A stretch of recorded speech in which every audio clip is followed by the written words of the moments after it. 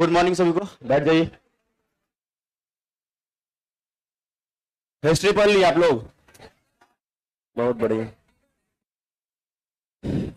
अभी कहां तक पहुंचे आप लोग हिस्ट्री में?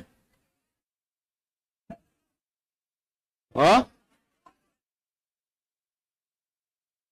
अच्छा, समझ गया। तो अभी आपके लगभग एक हफ्ता और क्लास होगा, है ना, हिस्ट्री में लगभग 10 दिन, लगभग 8 से 10 दिन लगभग होगा। सुबह क्लास भी तो चल रहा है ना, लगता है 3 घंटे की। तो कवर भी थोड़ा तेजी से हो रहा होगा। बैठ जाइए सभी लोग।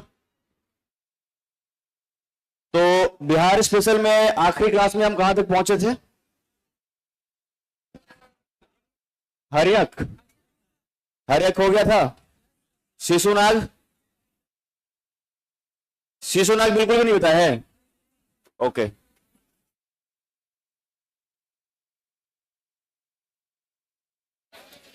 तो आज आगे कंटिन्यू करेंगे हम लोग, है ना। हर्यक वंश के आखिरी शासक कौन थे? हाँ, नाग दशक। और उसको मारा किसने था? शिशुनाग ने। किसने? और एक नया डायनेस्टी बनाया, और उस डायनेस्टी का नाम क्या था? उसी का नाम था आपका शिशुनाग डायनेस्टी, जिसे आप शिशुनाग वंश के नाम से जानते हैं, है ना।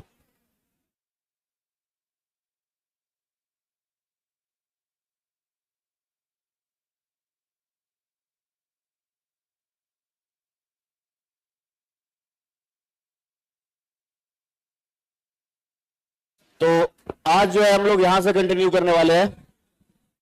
और जो फर्स्ट लाइन आपको इसमें समझना है कि नाग दशक का अंत करने वाला कौन है? शिशु। ये सीक्वेंस को मत भुला जाइएगा। ऐसा ना एग्जाम में पूछ ले और बता रहे हैं कि एक दूसरे को डस रहा है, कभी उसको डस रहा है, कभी उसको, उल्टा करके ना जाइएगा आप बस। ठीक है। इस टाइम में मेन आपको जो याद रखना है कि कैपिटल चेंज किया गया है ना। जो राजधानी है, यही प्रश्न आपसे पूछा जाएगा। कैपिटल चेंज करके वैशाली कर दिया गया। बात समझ में आ रही है? देखिए, कैपिटल को लेकर के क्वेश्चंस, कोई दिक्कत है क्या? आवाज। तो कैपिटल को लेकर के क्वेश्चंस हमेशा पूछे जाता रहा है, ठीक है ना। मगध के कैपिटल को लेकर के हम यहां एक बार सीक्वेंस में आपको बता देते हैं। सबसे पहले कैपिटल आपने देखा, पहले नंबर पर कहां था? राजगिरी था, है ना। चाहे हम बृहद्रथ वंश की बात करें या फिर आप जो है हर्यक वंश की बात करें, तो हर्यक वंश के वो शासक चाहे बिंबिसार हो, उसके टाइम पर भी आगे चल करके जब उदयन आया तो फिर राजधानी को बदल दिया गया मगध का, और वो कहां हुआ? कहां हुआ? पाटलिपुत्र हो गया। फिर तीसरे नंबर पे मैं बता रहा हूं कि जब शिशुनाग वंश हुआ है, और इस समय जब शासक है शिशुनाग, कौन है? तो शिशुनाग ने इस राजधानी को बदल करके और कर दिया इसको वैशाली। कहां कर दिया? पाटलिपुत्र किसने किया था? उदयन या फिर उदयन ने, है ना। और इसके पहले अगर कहा जाए राजगिरी जो है, तो आपका इसमें एक तो बृहद्रथ वंश भी आपको याद होगा, और हर्यक वंश के शासक बिंबिसार है वो भी। तो दोनों ही टाइम पर, चाहे बिंबिसार के विषय में कहा जाए या फिर इसके पहले जो है आपका बृहद्रथ वंश, तब भी आपका ये। तो कैपिटल को लेकर के ना क्वेश्चंस हमेशा पूछे जाता रहा है। कई बार ये पूछ लिया जाएगा कि इसको चेंज करने वाला कौन था, ट्रांसफर करने वाला कौन था। तो ट्रांसफर में भी याद रखिए कि राजगिरी से जो पाटलिपुत्र लाने वाला है वो कौन है? उदयन। और उदय, ये जो आपका पाटलिपुत्र है, यहां से वैशाली लाने वाला कौन है? कौन है? तो शिशुनाग से अगर क्वेश्चन पूछा जाए तो जो मेन क्वेश्चन बनता है वो यही बनता है आपका कि इस समय जो कैपिटल है मगध का, वो कहां हो गया आपका? वैशाली। इसके बाद जब शिशुनाग है, इसके बाद एक शासक बनता है जिसका नाम है कालाशोक। क्या नाम है आपका? है ना। इसी डायनेस्टी में आपका जो है अगला जो रूलर है, इसका नाम है क्या? और कालाशोक के ही शासन काल में आपने देखा होगा कि दूसरा बौद्ध संगीति जो है वो वैशाली में होता है ना। जो सेकंड बुद्धिस्ट काउंसिल है वो कहां होता है? वैशाली में। तो हमने क्या कहा कि दूसरा बौद्ध संगीति या दूसरा बौद्ध सभा, है ना,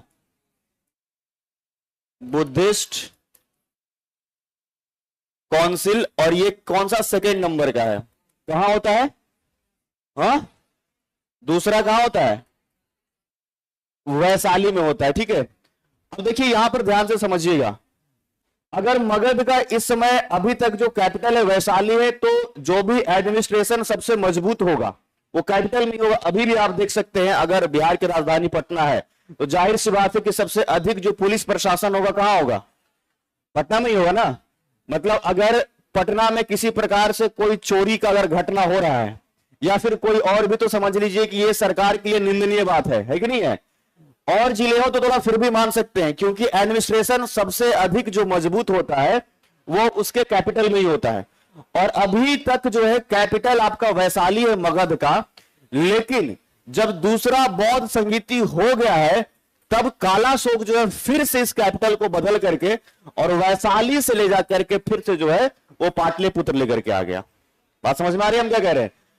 पहले तो पाटलिपुत्र से वैशाली खुद शिशुनाग ने किया, और अब फिर से क्या होने वाला है, ध्यान से समझिएगा कि फिर से जो कैपिटल है यानी राजधानी जो है वो फिर से बदला जाएगा, और इसको फिर से बदल करके पाटलिपुत्र किया गया है। और इसने कह दिया है कि अब जो है एकदम से परमानेंट रहेगा हमेशा के लिए पाटलिपुत्र। बात समझ में आई? तो इनका लॉजिक कुछ था। लॉजिक ऐसा है कि आपने गंगा नदी को कुछ ऐसे देखा होगा, तो यहां पर आपका वैशाली पड़ता है और यहीं पर आपका पटना है। तो कालाशोक इस बात को सोच रहा है कि वैशाली से ज्यादा सुरक्षित हमारा पाटलिपुत्र है। ठीक है, और यह फर्क एक्चुअल में गंगा नदी का है। समझ में आ गया? तो कई बार जब लिच्छवी का जो या फिर वज्जी के क्षेत्र का कहें तो आक्रमण का खतरा जो रहता था, तो कम से कम ये सोचा कि अगर हम पाटलिपुत्र रखेंगे तो गंगा पार करना पड़ेगा, तब तक हम जो है सजग भी सचेत भी हो जाएंगे। और इसीलिए कालाशोक इस बात को सोच करके और फिर से जो राजधानी है उसको वैशाली से कहां लेकर के आ गया। तो ये बदलाव बार बार समझ में आ रहा है कि नहीं? अब फिर से राजधानी में एक बार फिर हम चेंज करेंगे चौथे नंबर पर, और ये फिर है आपका पाटलिपुत्र। और ये करने वाला जो है अब कौन हो गया? कौन हो गया? तो ये 4 बार जो राजधानी परिवर्तन हो गया है, इसको याद रखना है नहीं हो। और अब समझ लीजिए कि परमानेंट एकदम से फिक्स कर दिया गया है कि अब हमेशा के लिए जो बिहार ये मगध का जो राजधानी है वो पाटलिपुत्र ही रहेगा। इवन कि आज भी देखिए कि हमारा राज्य जो बिहार है उसकी राजधानी कहां है? पटना है। देखिए लंबे समय तक कोई भी क्षेत्र अगर कैपिटल रह गया तो समझ लीजिए कि वहां का डेवलपमेंट अधिक हो जाता है। तो आगे आने वाले जो रूलर्स भी रहेंगे, या फिर मान लीजिए अब डेमोक्रेसी हो गया, ठीक है, डेमोक्रेटिक कंट्री हमारा है, लेकिन उस हिस्से में चूंकि डेवलपमेंट बहुत अधिक हो गया होता है ना, तो कैपिटल को चेंज करना बड़ा मुश्किल होता है। जैसे अगर इंडिया का कैपिटल अभी नई दिल्ली है, तो वो सारे बिल्डिंग जो भी गवर्नमेंट का बना हुआ है, चाहे सुप्रीम कोर्ट की बात करें या एडमिनिस्ट्रेशन का तमाम चीज, जैसे लोकसभा हो गया, राज्यसभा हो गया, अगर मान लीजिए कैपिटल चेंज करेगा तो गवर्नमेंट को एक बहुत बड़ा नुकसान होने वाला है, क्योंकि सब कुछ उठा करके दूसरे जगह पर ले जाया जाना। समझ रहे ना? इसमें बहुत बड़ा जो है जितना भी उनका सेना है, एडमिनिस्ट्रेशन की जितनी व्यवस्थाएं हैं, सरकारी दफ्तर है, सब बदलना पड़ जाता है। वो तो ब्रिटिश कहिए कि डर से कर दिया था चेंज।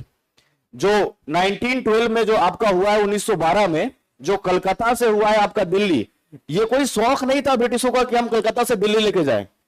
अंग्रेजों का तो सबसे पसंदीदा जगह ही था कलकत्ता, पता है ना? बंगाल सबसे पसंदीदा। तभी तो आपने देखा होगा कि सबसे पहले बंगाल विजय होता है अंग्रेजों का।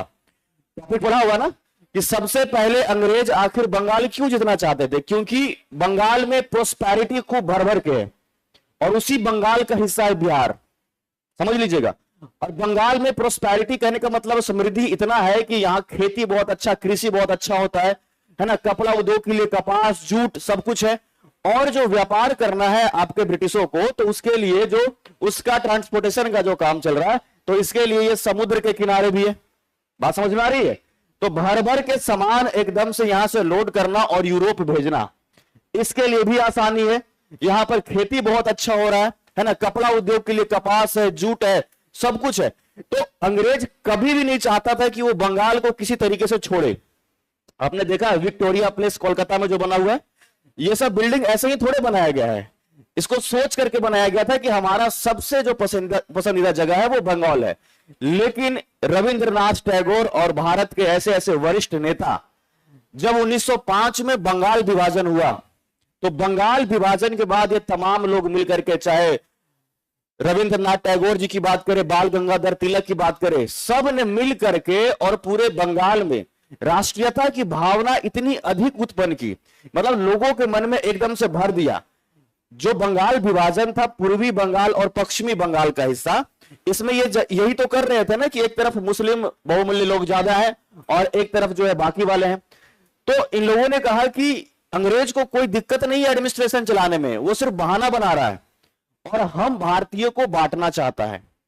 और तभी तो अमार सोनार बांग्ला, इसकी रचना जो रविंद्रनाथ टैगोर जी ने की, और पूरे बंगाल में राष्ट्रीयता की भावना जब पनप गया तो अंग्रेज को डर लगने लग गया, वो एकदम डरने लग गया कि अब लग रहा है कि भारत में रहना संभव नहीं है। तभी तो लॉर्ड कर्जन जो है एक चिट्ठी लिखते हैं यहां से ब्रिटेन के लिए, और उस चिट्ठी में इस बात को मेंशन करते हैं, कहते हैं कि यहां पर जो बंगाल है, यहां पर लोगों के मन में राष्ट्रीयता की भावना इतनी अधिक है कि अब लग रहा है कि हम लोगों को भारत छोड़ना ही पड़ेगा।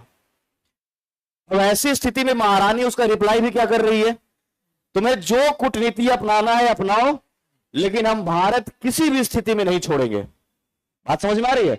और लॉर्ड कर्जन खूब बंगाल वाले लोगों को कह रहे हैं कि देखिए बंगाल बहुत बड़ा बंगाल है और हमको यहां का प्रशासन एडमिनिस्ट्रेशन चलाने में बहुत दिक्कत हो रहा है, तो हम चाहते हैं इसको 2 भाग में बांट दे। एक ही व्यक्ति 2 तर्क दे रहा है। बात समझ में आ रही है कि नहीं समझ में आ रही है। तो अब जब ये सब कुछ चलने लग गया और 1911 में आपने देखा कि अंत में अंग्रेजों को इस बात को मानना पड़ा कि बंगाल विभाजन को रद्द किया जाना चाहिए। दिल्ली दरबार है ना, 12 दिसंबर 1911 जॉर्ज पंचम का आगमन, भव्य स्वागत, और इसी दिन घोषणा कर दिया गया है कि अब जो है भारत की राजधानी कलकत्ता ना होकर के कहां होगी, नई दिल्ली। तो अंग्रेज को सोचिए कितना तकलीफ हुआ होगा, विक्टोरिया प्लेस बनाया कलकत्ता में और अब राजधानी कहां होगा, दिल्ली में होगा। तो सारा एडमिनिस्ट्रेशन को लेकर के जाना होगा दिल्ली में, लेकिन डर ऐसा चीज होता है कि डर से उसको वो करना पड़ गया। तो कभी भी कोई भी राजा बिल्कुल नहीं चाहेगा कि उसकी राजधानी बदले, और अगर वो बदल रहा है तो उसका कुछ ऐसा जबरदस्त तर्क होगा तभी। तो अभी वैशाली से पटना फिर से लाना और कालाशोक को यह सोचना कि अगर गंगा के उस पार हमारी राजधानी रहेगी तो वज्जी के लोग और लिच्छवी के लोग, वो लोग जो आक्रमण करते हैं उससे इसको डर बहुत था, क्या पता कब आक्रमण कर दे, हम सो रहे हैं। उन लोग भाई ऐसा भी नहीं है कि एकदम से समझिए कि बहुत पहले से अनाउंसमेंट है और हम तैयार नहीं हुए, तो कम से कम गंगा के इस पार रहेंगे तो कुछ हमारे पास समय मिल जाएगा और हम ज्यादा सुरक्षित महसूस करेंगे। कैपिटल मतलब उस प्रदेश का, उस प्रांत का सबसे सुरक्षित जगह राजगृह भी बनाया गया। क्यों बनाया गया, 5 पहाड़ियों से जो है घिरा हुआ क्षेत्र था। आखिर पहाड़ पे चढ़ करके आक्रमण करना मुश्किल होगा कि नहीं होगा। बिहार के दक्षिण का जो आपका जो पठारी हिस्सा आप देखते हैं, अरे आप सोचिए इस बात को कि मॉडर्न टाइम पर भी हम इस चीज को बदल नहीं पाए, गवर्नमेंट कुछ नहीं कर पाई, और तब दशरथ मांझी जो है 22 वर्ष जो है अपनी कठिन तपस्या करके उस पहाड़ को तोड़े। बात समझ में आ रही है। वो तो हम एंसेंट की बात कर रहे हैं और अभी हम मॉडर्न टाइम की बात कर रहे हैं कि अब तक भी जो है ऐसा नहीं। अब समझिए ना कि रास्ता बनाना अगर इतना भी आसान होता, अरे एकदम आसान होता, उसको भी गवर्नमेंट तुरंत बना देती। पूरा पहाड़ तोड़ना और पहाड़ काट करके रास्ता बनाना अपने आप में एक बहुत बड़ा चुनौती है। बात समझ में आई कि नहीं आई। तो वो पूरा राजगीर का जो क्षेत्र है वो दक्षिण के पहाड़ियों से घिरा हुआ है, इसलिए पहले राजगीर हुआ। दूसरी बात, जब वैशाली हुई तो इन लोगों को अपना सुविधा लगा कि हमारे नजदीक जो है वो वज्जी है और हमारे में ही शामिल है। बाद में जब वज्जी और लिच्छवी से डर लगने लगा तो पुनः इसको पाटलिपुत्र किया गया। बात समझ में आ रही कि नहीं आ रही है। तो ये कैपिटल से रिलेटेड हर बार क्वेश्चन पूछा जाते रहा है, तो ये याद रखिएगा कि बिंबिसार के टाइम पर राजगीर है।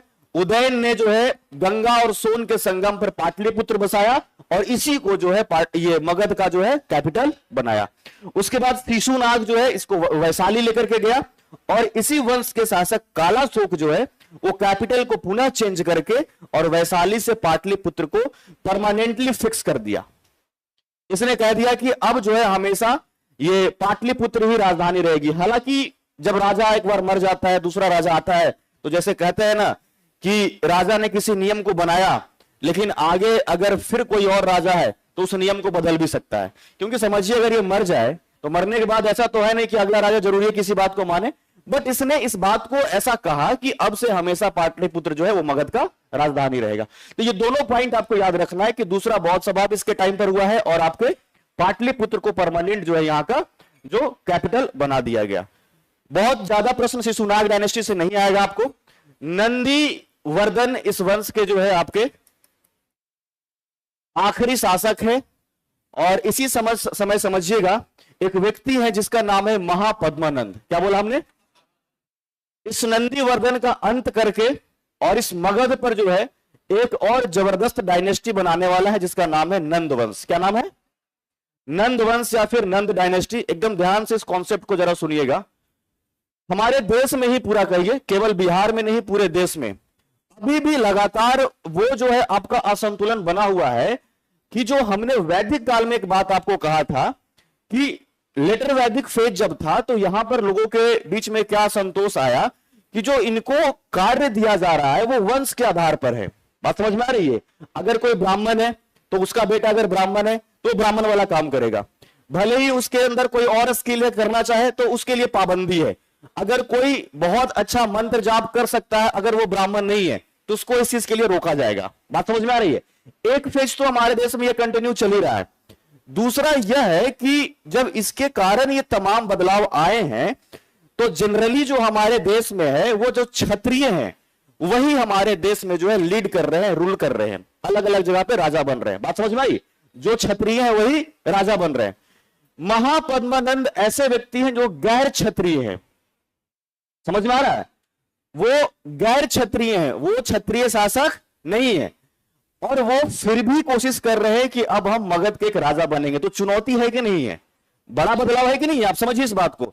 मतलब ऐसा कहा जाए कि सिर्फ क्षत्रिय जो है वही राजा बन रहे हैं, लगातार आप देख रहे हैं, लेकिन महापद्मानंद ने इस चीज को बदल करके और एक गैर क्षत्रिय व्यक्ति होने के बावजूद भी मगध का राजा बनता है। तो यहां से एक बड़ा बदलाव आने वाला है, इसको ध्यान से देखिएगा।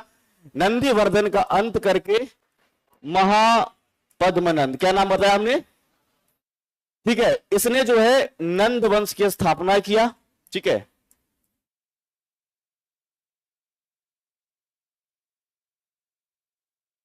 कौन से वंश को? नंद वंश का जो है यहां पर स्थापना किया। क्या यह क्षत्रिय राजा है? यह भारतीय इतिहास का सबसे पहला गैर क्षत्रिय राजा है ना, है ना, जिसको कह सकते हैं नन क्षत्रिय। आप समझिए गैर क्षत्रिय जो क्षत्रिय नहीं है। बहुत सारे इतिहासकार इनके विषय में कहते हैं कि ये नाई जाति के थे। नाई समझते बार्बर, तो नाई जाति के थे। और महापद्मानंद जो है वो तो थे ही गैर क्षत्रिय, लेकिन इस बात का उसने प्रण लिया था कि हमें नफरत है क्षत्रिय से और इस प्रदेश में जितने भी क्षत्रिय हम सबका नाश कर देंगे। बात समझ में आ रही है? ये यहां तक तो ठीक था कि राजा बन गए, लेकिन इनका जो दूसरा वाला लाइन है जो इन्होंने प्रॉमिस कर दिया है, प्रॉमिस टू डिस्ट्रॉय ऑल क्षत्रिय। ठीक है, जितने भी लोग हैं यहां पर क्षत्रिय वो सबको हम क्या करेंगे? नाश कर देंगे। कौन कह रहा है ऐसा? और एक उपाधि लिया है इसने एकराट की। कैसा उपाधि लिया है? ये दूसरा वाला कॉन्सेप्ट जरा अटपटा है कि नहीं है? मतलब ठीक है आप राजा बन गए, लेकिन इसका मतलब क्या है कि आप किसी और को देखना ही नहीं चाहते हैं? ये तो गड़बड़ बात है ना। देखिए ये कॉन्फ्लिक्ट तो अभी भी आपके मन में आएगा। ये कॉन्फ्लिक्ट केवल उस समय की नहीं है, ये अभी भी आपके मन में आएगा। अगर ऐसी बदलाव होती है ना कई बार तो लोगों को बड़ा चुभन सा होता है और उसको लगने लगता है कि चलो ये तो बदल गया, लेकिन इतना ज्यादा एक्शन लेने की क्या जरूरत थी। तो पहला पॉइंट जो हमने बताया इसमें जो है,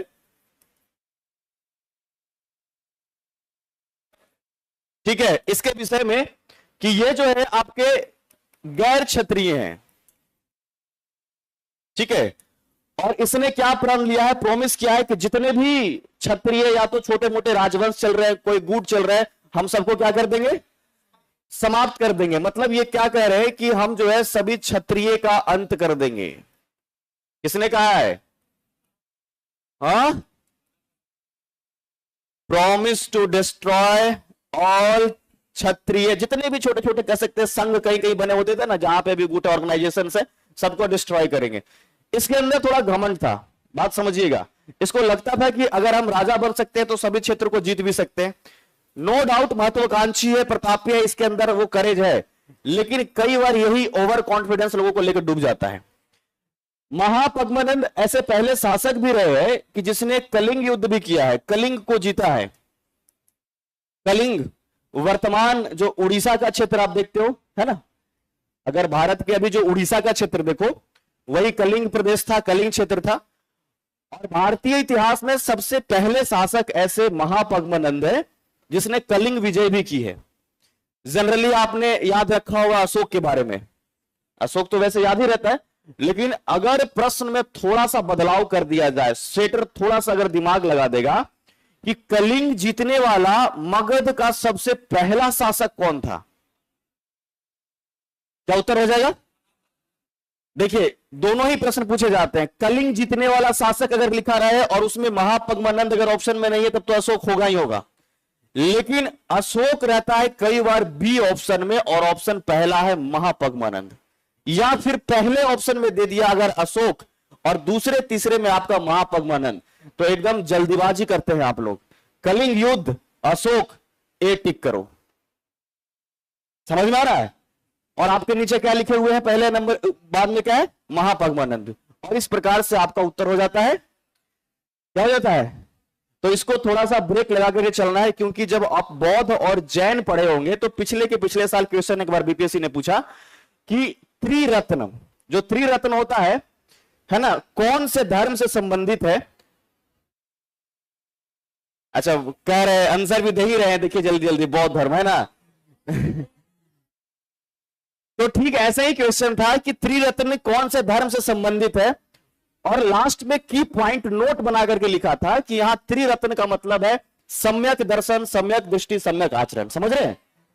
और उसमें पहला ऑप्शन में दिया हुआ था बौद्ध, तो वहां देखा लोगों ने क्या, त्रिरत्न, यहां लगा दिया है ऑप्शन बौद्ध। त्रिरत्न का जिक्र दोनों धर्म में किया गया है ना। अगर बौद्ध में रहेगा तो बुद्धम संघ रहेगा, और वहां तो सम्यक दृष्टि सम्यक आचरण वाली बात रहेगा। बात समझ में आ रहा है कि नहीं आ रहा है? तो इस प्रकार से जो सेटर होता है आपका जरा टेस्ट करता है कि आप कितना मतलब स्लिप करते हुए चल रहे हैं। जैसे कि आप रफ्तार में जब बंध जाते हैं तो लगता है कि बस अब जान रहे हैं, उत्तर एकदम सही है, और एग्जाम दे करके आए बाहर और आने के बाद तो हाँ लग रहा है कि 120 तो ऊपर ही जाना चाहिए। कितना होना चाहिए? 130। अच्छा 130 में से 5 काट देते हैं, 120 तो होना ही चाहिए 150 में से, है ना।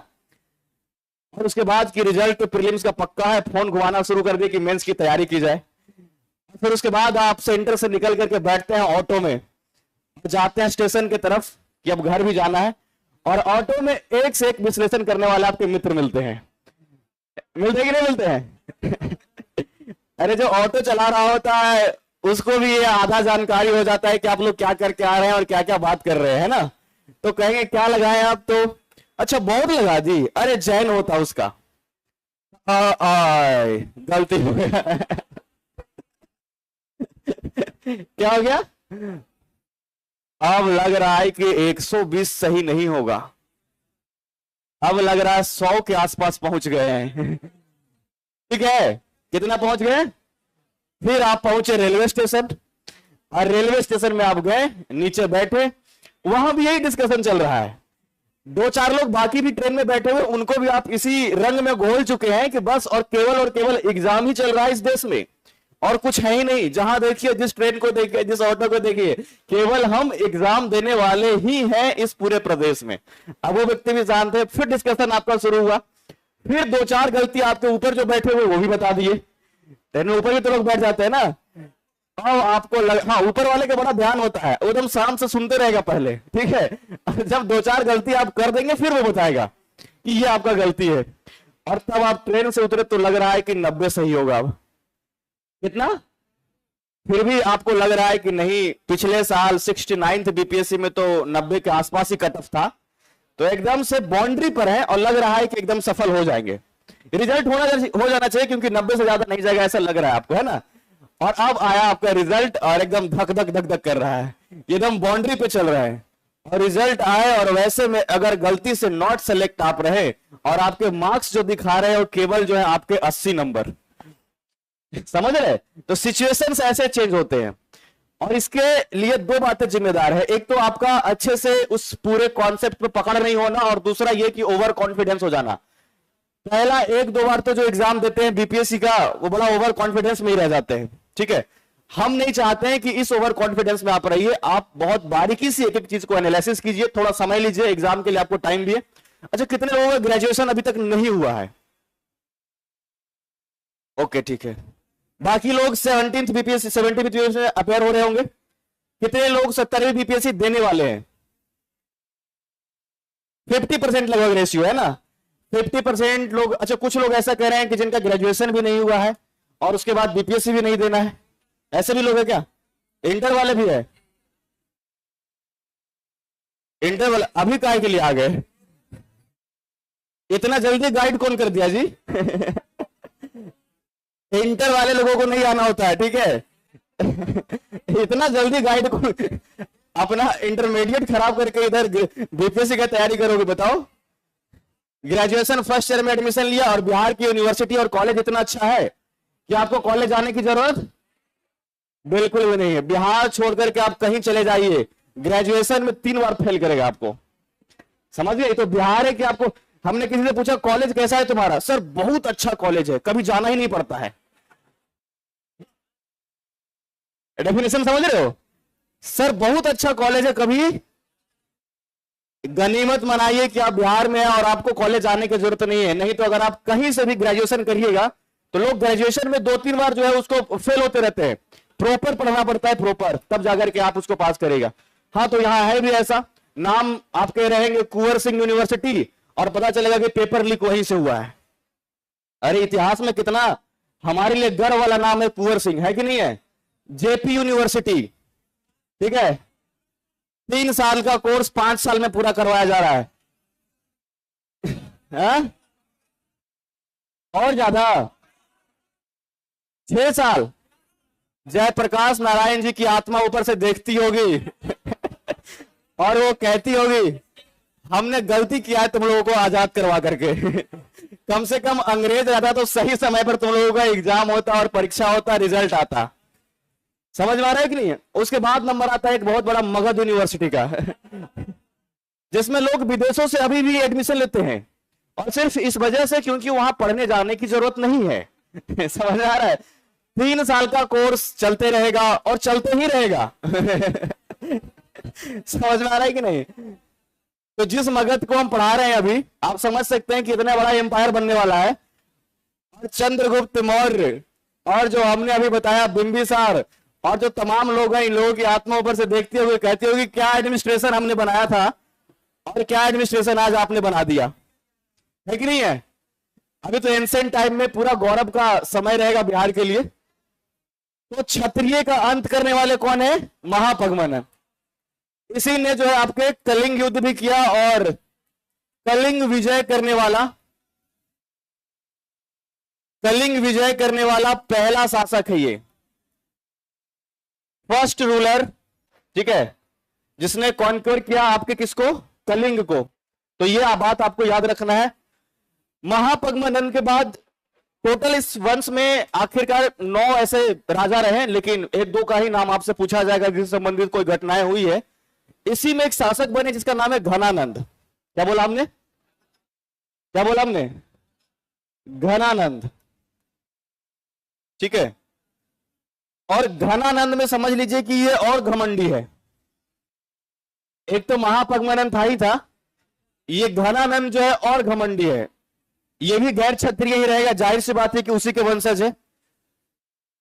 घनानंद से संबंधित जो कुछ फैक्ट आपको याद रखना है उसमें मेनली यह है कि इसके टाइम पर एक ग्रीक किंग है अलेक्जेंडर, है ना? सिकंदर का नाम सुना है आपने? यूनानी शासक सिकंदर का आक्रमण होता है इसी के शासन काल में 326 ईस्वी पूर्व। कब बात कर रहे हैं हम? 326 ईस्वी पूर्व, घनानंद के समय में ही। कब बता रहे? 326 ईस्वी पूर्व, है ना? ग्रीक किंग जिसका नाम क्या है आपका? अलेक्जेंडर, है ना? यानी कि जिसको आप सिकंदर के नाम से जानते हैं, विश्व विजेता सिकंदर, है ना? हिंदी वाले याद रखिए 3 दूना के 6, एकदम डेट इसको फिक्स रखिएगा क्योंकि ये डेट पूछा जाता है। 3 2 जा 6, समझ गया ना? 3 दूना के 6, 326 ईस्वी पूर्व।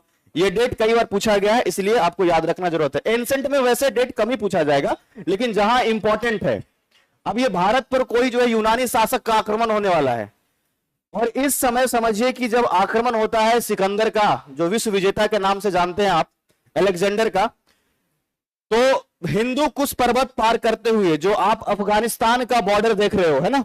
ज्योग्राफी में आपने पढ़ा भी होगा। तो भारत के साथ साथ पाकिस्तान तो उस समय सम्मिलित है ही, लेकिन जो ये अफगानिस्तान का क्षेत्र दिख रहा है, यह हिंदू कुश पर्वत से पार करते हुए और सिकंदर की संपूर्ण सेना जो है वो झेलम नदी के तट पर पहुंचती है।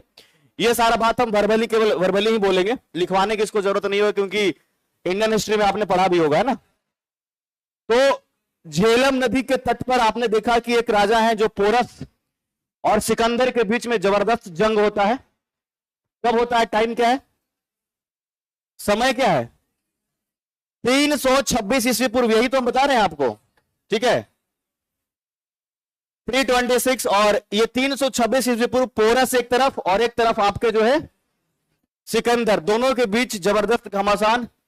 और झेलम नदी के तट पर, जिसको कि वितस्ता की लड़ाई या हाइडो स्पीच की लड़ाई से आप जानते हो, है ना, इसको झेलम की लड़ाई भी कहते हैं, वितस्ता की लड़ाई भी कहते हैं, और साथ साथ में आपको हाइडो स्पीच की लड़ाई भी कहते हैं। और एक जबरदस्त जंग होता है और इसी जंग में पोरस की हार होती है ना, ऐसा इतिहासकार, हालांकि यह जो है विवादित युद्ध थोड़ा रहा है। बहुत सारे इतिहासकार कहते हैं कि अगर पोरस हार गया था तो जिंदा कैसे रह गया, उसको छोड़ कैसे दिया, वहां का राजा आगे कैसे रह गया। लेकिन इस पे भी कुछ हिस्टोरियंस जो है आपके तर्क क्या देते हैं कि पोरस हार गया था इस युद्ध में, लेकिन इस समय चूंकि सिकंदर को पता था कि हमें पूरे भारत पर और खास करके मगध पर आक्रमण करना है, तो हमें ऐसे शासकों की जरूरत पड़ेगी, वही बताएगा कि हमें उससे कैसे जीता जाए। हालांकि कुछ तर्क ये दे रहे हैं कि पोरस से कहा गया सिकंदर के द्वारा कि बताइए आपके साथ क्या किया जाए, है ना, ऐसा कुछ रहता है, ठीक है। हाँ, वही फिल्मी स्टाइल में बोला होगा उसने, मार दिया जाए कि छोड़ दिया जाए, है ना, मतलब ऐसा कुछ कि आपके साथ क्या सुलूक किया जाए। तो इसी समय पोरस क्या कहता है कि मेरे साथ आपका वही व्यवहार होना चाहिए जैसे एक राजा का दूसरे राजा के प्रति होता है। समझ में आ रही बात को। और बहुत ये मतलब ये जो लाइन जो है बहुत अच्छा लगा ऐसा सिकंदर को, और कहा जाता है कि आगे चूंकि मगध पर उसको आक्रमण करना था तो वो सारा जानकारी जो है वो पोरस उसको दे सकता था, इसीलिए पोरस को उसने नहीं मारा।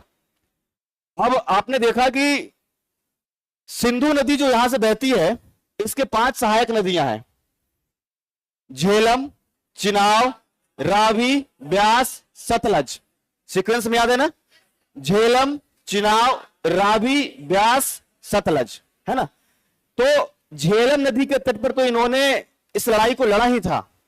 जब ब्यास नदी को पार करने की बात आई, क्योंकि ब्यास नदी को पार करेगा तभी भारत के इस उत्तर वाले हिस्से में जो मगध का क्षेत्र है इधर वो आएगा, तो जो व्यास नदी को पार करने की बात आई तो व्यास नदी को इसका सेना ने पार ही नहीं किया। बहुत लोगों ने डरा दिया कि इस नदी को पार करोगे तो मर जाओगे, दैवीय शक्ति है, ठीक है, इस नदी को पार करते ही लोग मर जाते हैं, और सिकंदर की सेना भी इस वजह से थोड़ा डर गई है। हालांकि इसी समय कुछ और इतिहासकारों का कुछ और भी कहना है कि इस समय मगध में जो है वो चाणक्य है। कौन है? और चाणक्य देख रहा है कि अभी तक तो नंद वंश का शासन चल रहा है मगध पर, हालांकि ये लोगों को चाणक्य लंपट ही मानता है, जो नंद वंश का शासन चल रहा है मगध में। लेकिन चाणक्य इस बात को चूंकि जानता था कि हमें इस मगध को नंद वंश से तो मुक्ति दिलाया जा सकता है, लेकिन अगर सिकंदर इस क्षेत्र को जीत लिया तो दोबारा मुक्ति दिलाना मुश्किल हो जाएगा। बात समझ में आ रही है। और इसीलिए चाणक्य ने एक कूटनीति अपनाई थी कि कई सारे विष कन्याओं को भेजा था उसने सिकंदर के सेना में, ताकि कुछ लोगों को मारा जा सके। अब हम नहीं कह रहे, इतिहासकारों का जो है ऐसा तर्क है और वो लोग ऐसा कह रहे हैं, ठीक है। विष कन्या क्या होता है ध्यान से समझिएगा। ये वैसा ही समय चल रहा है कि इस समय राजा हो या आम जनता, कई बार राजा को है ना विष देकर के, जहर देकर के मारने का जो है प्रचलन बहुत अधिक था। अब उस समय गोली बंदूक तो है नहीं, लोग राजा को मारना चाहते थे, खाना में जो है क्या करते थे कि वो लोग जहर यानी कि विष मिला देते थे। और इस आधार पर जो इन लोगों के कह सकते हैं कि जो प्रधानमंत्री कहिए या सलाहकार कहिए, उन लोगों का थोड़ा सा ये दायित्व भी था कि बचाया जा सके, है कि नहीं है। इस समय चाणक्य कूटनीति में बहुत माहिर है और उसने कई विष कन्याओं को बनाया है। विष कन्या कहने का मतलब होता है कि वैसी लड़की या वैसी महिला जिसके खाने में धीरे धीरे जो है विष का डोज, जहर का डोज दिया जाए, और धीरे धीरे वो इतना जो है सह सके कि जहर उसको अगर बाद में पिलाया भी जाए तो कोई दिक्कत की बात नहीं है। मतलब उसके जीभ पर भी अगर तुम जहर रख दोगे तो उसको कुछ होने वाला। अब मार्केट में एक तरह का ही जहर उस समय रहा होगा, अब अलग अलग थोड़े ना, अभी जैसा कीटनाशक आ गया है कि कुछ अलग है कुछ अलग, ऐसा नहीं है। जहर मतलब मार्केट से कुछ एक ही जैसा। आपने पुराने सीरियल्स में देखा होगा, है ना, कि जहर लेके घूम रहा है राजा को पिलाने के लिए। तो 20 कन्याओं को जो है तैयार किया था चाणक्य ने, और ऐसा कहा जाता है कि अपने जीभ पर जो है जहर रख करके और कई विष कन्याएं जो सिकंदर के सेना को चुंबन कर लिया। समझ समझ में आया?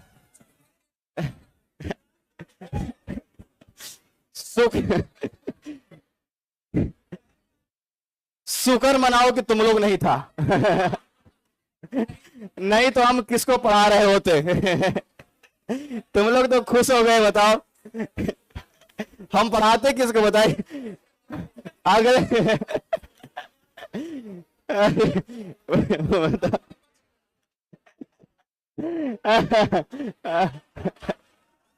अरे समझ में आया हम लोगों को? और ये दहशत फैला दी गई। हम खुश नहीं, हम आप लोगों को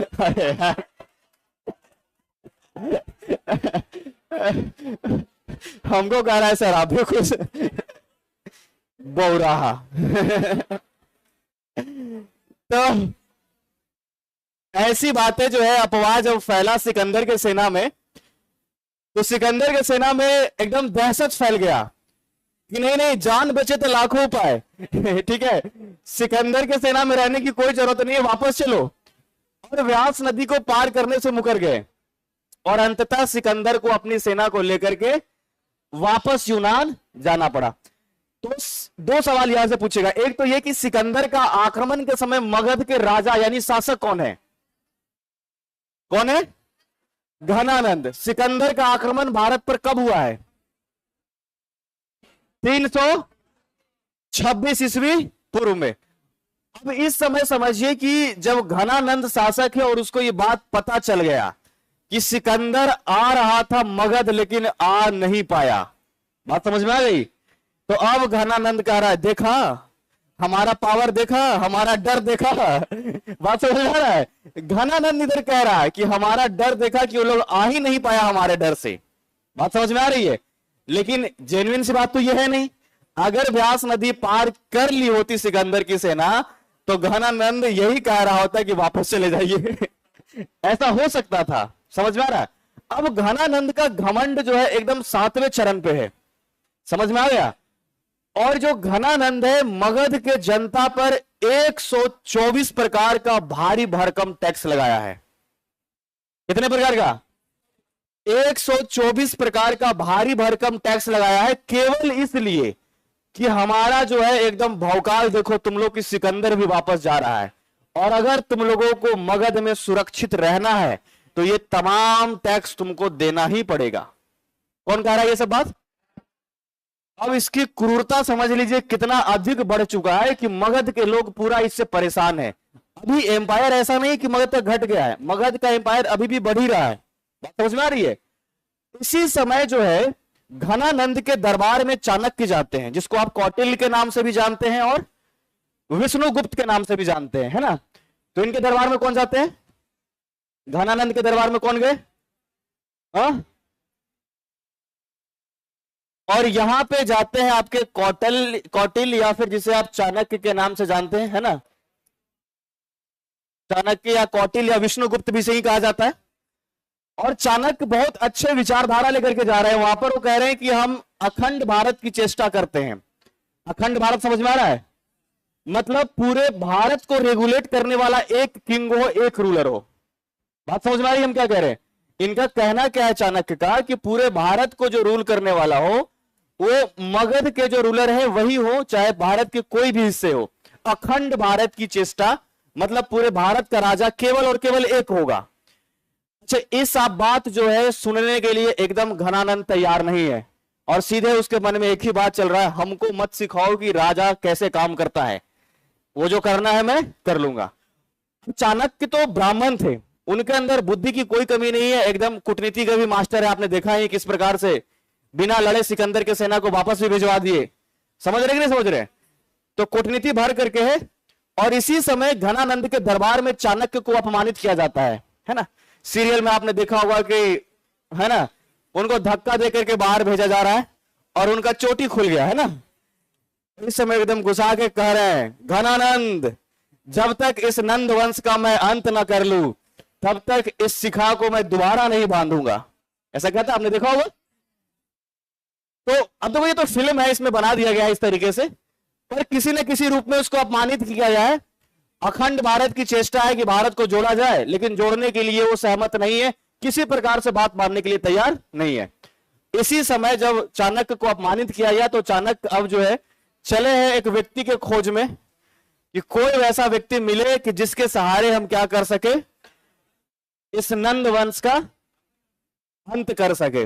अब देखिए ऐसा नहीं है कि चाणक्य खुद लड़ने चल जाएगा, चाणक्य ब्राह्मण है, बात समझ में आ रही है ना, और ब्राह्मण राजा नहीं बनेगा, ये राजा बना सकता है, बात समझ में आ रही है, ये खुद लड़ने के लिए नहीं जाएगा। सीरियल्स में कम से कम इस बात करो, जब आप कभी देखते हैं कोई भी ऐसा महाभारत रामायण तो थोड़ा इस सबको नोटिस करिए। आपने देखा होगा कि कई बार जब शिक्षा देने के दौरान कोई ब्राह्मण व्यक्ति जब शिक्षा लेने चल जाता है, किसी प्रकार का प्रशिक्षण जिसमें युद्ध करने की नीति हो, तो उसमें दिखाया गया है क्या कि ब्राह्मण जो है बहुत अधिक दर्द को नहीं सह सकता है, कभी बिच्छू काटे ये काटे, क्षत्रिय सह सकता है, जबकि ब्राह्मण जो होता है उसके अंदर ज्ञान अर्जित करने की क्षमता बहुत अधिक होती है। ये हमारा पहले एंशिएंट टाइम से हमारा मानना रहा है, हालांकि अब तो हमारा लोकतांत्रिक देश है और इसमें हम इन सब बातों को ज्यादा उजागर नहीं करेंगे। तो इस समय चाणक्य जो है खोज में है और इनको एक लड़का मिलता है, एक बच्चा मिलता है थोड़ा मतलब यंग एज में, और उसी का नाम है चंद्रगुप्त मौर्य। क्या नाम है? चंद्रगुप्त मौर्य। चंद्रगुप्त मौर्य के इनके जाति को भी लेकर के बहुत विवाद है। कुछ लोगों का कहना है कि ये क्षत्रिय है, जबकि कुछ इतिहासकारों का कहना है कि ये शूद्र जाति के थे। ठीक है, फिलहाल इस बात पर चाणक्य कोई ध्यान नहीं दे रहे हैं, उनको लग रहा है कि ये जो है नंद वंश का अंत कर सकता है। खूब अच्छे से प्रशिक्षित किए चंद्रगुप्त मौर्य को, खूब बढ़िया से, ताकि अंत किया जाए, और तैनात हुए लड़ने के लिए। तो चंद्रगुप्त मौर्य की पूरी टोली गई है घनानंद से लड़ने के लिए। पहला प्रयास बिल्कुल असफल रहा, जब लड़ने के लिए गया तो बिल्कुल असफल है, और असफल इसलिए भी है क्योंकि इसके पास में वो सारा जो एक बेहतर रणनीति होना चाहिए कि कैसे घनानंद को हराया जाए, ये इसके पास नहीं है। एक पुस्तक है जिसका नाम है मुद्रा राक्षस, नाम सुना है आपने? मुद्रा राक्षस, ये जो पुस्तक है ये आपका विशाख दत्त का लिखा हुआ है। किसका है? विशाख दत्त का लिखा हुआ है। और इस मुद्रा राक्षस में जो है वो चंद्रगुप्त मौर्य की जीवनी लिखी गई है। किसकी? पूरा एक नाटक के तौर पर। और चंद्रगुप्त मौर्य जब लड़ने के लिए जाते हैं घनानंद के सीधे एकदम से जो उसका कैपिटल का हिस्सा है, जहां पर सबसे मजबूत है, वही लड़ने के लिए चला जाता है। तो लड़ने के लिए जब चला जाता है तो वैसी स्थिति में इसको हार का सामना करना पड़ा, और हार करके वापस भागते हुए आ रहा है। समझ में आया? तो इसी मुद्रा राक्षस में इस कहानी को पिरोया गया है कि एक महिला जो है अपने एक बेटे को खाने के लिए खीर देता है, और खीर थाली में और पूरा गर्म है एकदम से, और उसका बेटा जो है हाथ जो है एकदम बीच खीर में डाल दिया तो हाथ जल गया उसका। बात समझ? एकदम खीर गर्म है पूरे थाली में, और खाने के लिए हाथ जो है थाली के बीच में डाला और जल गया। तो एक कहानी में क्या कह रही है महिला कि तुम भी चंद्रगुप्त मौर्य के जैसे हो क्या?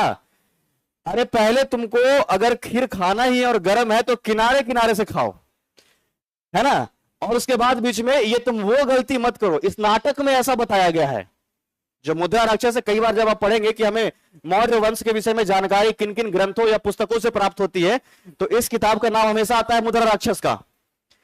तो इस बात को इसमें मेंशन किया गया है मुद्रा राक्षस में। ठीक है, आगे चल करके जब तैयार हुए, सब तरीके से रणनीति बेहतर हुआ, तो नंद वंश का अंत किया गया, और लगभग 323 ईस्वी पूर्व जो है चंद्रगुप्त मौर्य का के द्वारा जो है आपके इस मगध पर जो है एक बहुत ही शक्तिशाली राजवंश डायनेस्टी, जिसको कहेंगे हम मौर्य वंश। क्या कहेंगे? मौर्य वंश की, मौर्य डायनेस्टी का, ठीक है, इसका जो है शुरुआत होता है। समझिएगा, स्थापना किसने किया है?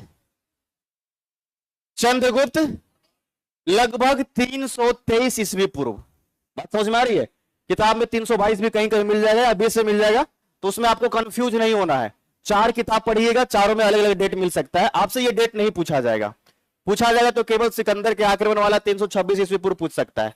ठीक है, यहां लगभग हम बता रहे हैं कि कौन से समय चल रहा है। तो 323 ईस्वी पूर्व कहे तो लगभग 4वीं शताब्दी पूर्व। आखिर 323 अगर कहे तो लगभग 4वीं शताब्दी पूर्व है कि नहीं है। तो इस बात को समझिएगा कि जो चंद्रगुप्त मौर्य, चाणक्य, हाँ क्या हुआ, चंद्रगुप्त मौर्य जो है वो चाणक्य की मदद से जो है वो मौर्य डायनेस्टी का, मौर्य वंश की स्थापना कर दिया। ठीक है, अब इस समय इसके सामने भी सर पिछले गेट के पास एक लड़की सेल्फी ले रही है बार बार। कौन ले रही है? जिससे सभी को डिस्ट्रैक्शन हो रहा है, प्लीज समझाइए। अब यहां क्या चल रहा है, देखिए देखिए थोड़ा देखो।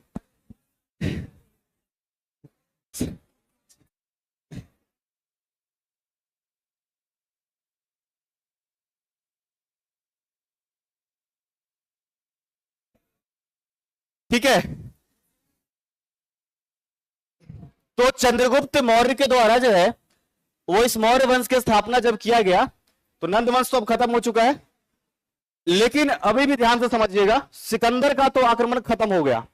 आगे जाकर के आपको यह भी पता होगा कि सिकंदर का मृत्यु बेबीलोन में हो गया, सिकंदर चल बसे। अच्छा, सिकंदर के विषय में जो जीवनी लिखा गया उसमें इन बातों को मेंशन किया गया है कि जब हम मर जाएं तो मेरा हाथ नीचे की तरफ लटका देना, ताकि लोगों को यह पता चल जाए, ठीक है, कि हम कितना भी कुछ जीत ले लेकिन ले करके वापस यहां से कुछ नहीं जा सकते हैं। अच्छा, इस बात को चंद्रगुप्त मौर्य बहुत अच्छे से अपने जीवन के अंतिम समय में समझ जाएंगे। और एक जो है ना, एक जो लाइन है जो आप कहते हैं, अक्सर जो है हमारे देश के बाबा लोग इस बात को बताते हैं, क्या लेकर आए थे क्या लेकर जाओगे। समझ में आ रहा है इस लाइन को? हमारे देश के जो धर्म गुरु लोग होते नहीं बताते हैं। अच्छा, यही जानकारी देने के लिए, मतलब यही जानकारी देने के लिए जो उनके यहाँ का टिकट है वो भी 2000 रुपए का है। ये जानकारी भी वो तभी देंगे जब 2000 का टिकट आप लेकर के वहां जा रहे हैं कि क्या लेकर के आए थे और क्या लेकर के। और बाबा भी इसी बात को कोशिश कर रहे हैं कि हमारा एम्पायर भी जितना ज्यादा बड़ा से बड़ा हो सके, है ना, हमारा भीड़ भी बहुत दूर तक हो सके, है ना। और ये तो कुछ लोग तो कहते हैं कि भाई जितना दान देना है अपने स्वेच्छा से देते ही जाइए। है कि नहीं? जितना आपकी क्षमता हो सकता है देते ही जाइए, इसमें कोई रोकने की जरूरत नहीं है। सिकंदर का आक्रमण तो टल गया, लेकिन अभी भी कुछ यूनानी शासक हैं जो भारत पर आक्रमण करेंगे। और ध्यान से देखिएगा, फिर से एक यूनानी शासक है और जिसका नाम है सेलुकस निकेटर। ठीक है, एक ग्रीक किंग है और इसका नाम क्या है? Seleucus Nicator. और ये उत्तराधिकारी है, मतलब है ना, ये आपके जो उत्तराधिकारी हैं रहे हैं ये आपके सिकंदर के बाद जो ग्रीक का शासक यूनान का बना, कौन बना? सेलुकस। तो सेलुकस निकेटर के मन में भी बात आ रहा है कि हमको भी भारत में जाना चाहिए और उस पर विजय हासिल करना चाहिए, फतेह करना चाहिए। सिकंदर तो कर नहीं पाया, अब सेलुकस निकेटर भी अपनी पूरी सेना लेकर के और कोशिश करेगा कि हम जाकर के मगध पर आक्रमण करें। इस बात को समझिएगा, क्योंकि पूरे भारत में सबसे समृद्ध, प्रोस्पेरिटी सबसे ज्यादा जो अभी है वो मगध में ही है। समझ में आ रहा है? सबसे मजबूत, सबसे समृद्ध भारत का कौन सा हिस्सा है? कौन सा है? मगध। क्या हुआ, आप लोग कहानी चला रहे हैं अपना? आप लोग अपना बात करने लग गए क्या? सर बताए होंगे वो याद आ रहा है क्या? फिर से वही, मतलब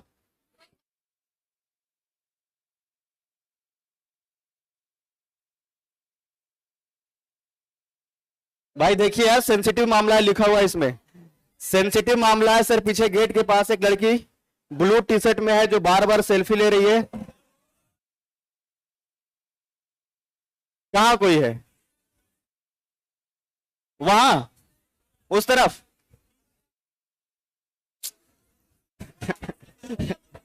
अरे ये क्या चल रहा है? देखो, देखिए जरा, देखिए।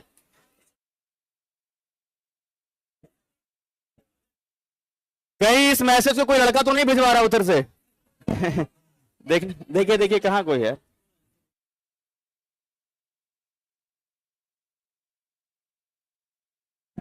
चलिए ठीक है, देखा जा रहा है उसको।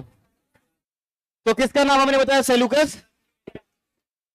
और अब ध्यान से सुनिए यहां से स्टोरी फिर से। सेलुकस निकेटर अब मगध पर आक्रमण करने वाला है और सेलुकस निकेटर का जो पूरा सेना है मगध पहुंच भी गया है। अब सारा उधर ही देखोगे क्या? मतलब ये डिस्ट्रैक्शन, मतलब जितना ये सुन करके देख लिए, हो गया। अब इधर कहानी आगे बुलाए हम।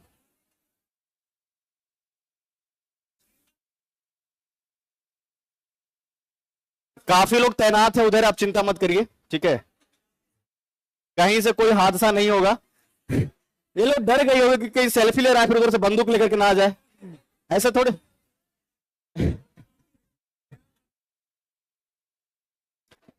तो सिकंदर के बाद मगध पर आक्रमण करने वाला कौन आ रहा है अभी? सेलुकस। और सेलुकस निकेटर का जब आक्रमण हो रहा है तो इस समय मगध के जो राजा है वो है आपके चंद्रगुप्त। कौन है?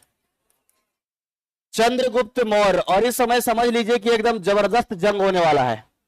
एक तरफ चंद्रगुप्त मौर्य और एक तरफ यूनानी शासक सेलुकस निकेटर। जबरदस्त जंग हुआ दोनों में, और लड़ाई का ही समय चल रहा है। और इसी समय एहसास हो गया है सेलुकस निकेटर को कि लगता है कि हम जंग हार जाएंगे, युद्ध जो है वो। तो सेलुकस निकेटर और चंद्रगुप्त मौर्य लड़ाई चल रहा है और लग रहा है कि अब हार जाएंगे। ऐसा इतिहासकार यहां पर भी क्या तर्क दे रहे हैं कि जब प्रतीत होता है सेलुकस निकेटर को कि हम युद्ध में हारने वाले हैं, इसी समय युद्ध में खुद ही कह रहा है कि हमें अभी नहीं लड़ना है, विराम की घोषणा अपने तरफ से कह रहा है।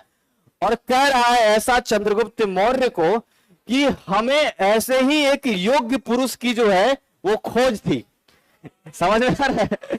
बात समझ में आ रहा है? तो टर्न हो गया, लड़ाई की टर्न होगा।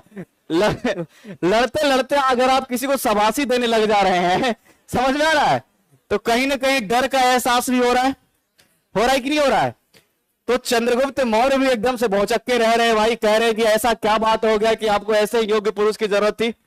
तो कह रहा है क्या सेलुकस निकेटर कि हमारी एक बेटी है और उसके लिए हम चाहते हैं कि इसके लिए एक योग्य पुरुष मिले, ठीक है? और इस युद्ध में सेलुकस निकेटर की हार हुई। किसकी हार हुई? किसकी हार हुई? सेलुकस निकेटर की हार हुई है। और इस समय जो है एक शादी विवाह के तौर पर दोनों के बीच में गठबंधन हो गया, ठीक है? यूनानी शासक सेलुकस निकेटर और मगध के शासक चंद्रगुप्त मौर्य के बीच में, है ना, गठबंधन हो गया है दोनों में।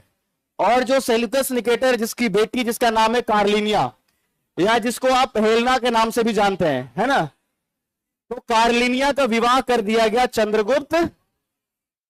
अच्छा, आप भी पता है तर्क क्या दे रहे हैं सेलुकस निकेटर? कह रहे हैं कि हम ऐसे नहीं हारते, हम हारे हैं और इसके पीछे का एक कारण है कि तुम्हारे पास एक विशेष जानवर है। कौन सा?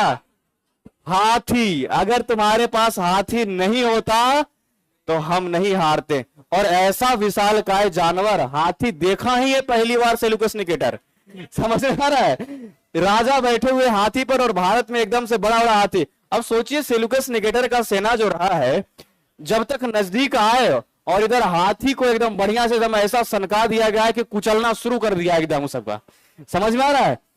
तो पहली बार तो ये भी कि सेना को देख करके ही डर जा रहा है कि इसमें हाथी इतना बड़ा बड़ा जानवर लाएगा। अब सोचिए ना किसी जगह पर आप घूमने जाए और अचानक आपको कंगारू दिखा दिया जाए डर जाएगा कि नहीं जाएगा?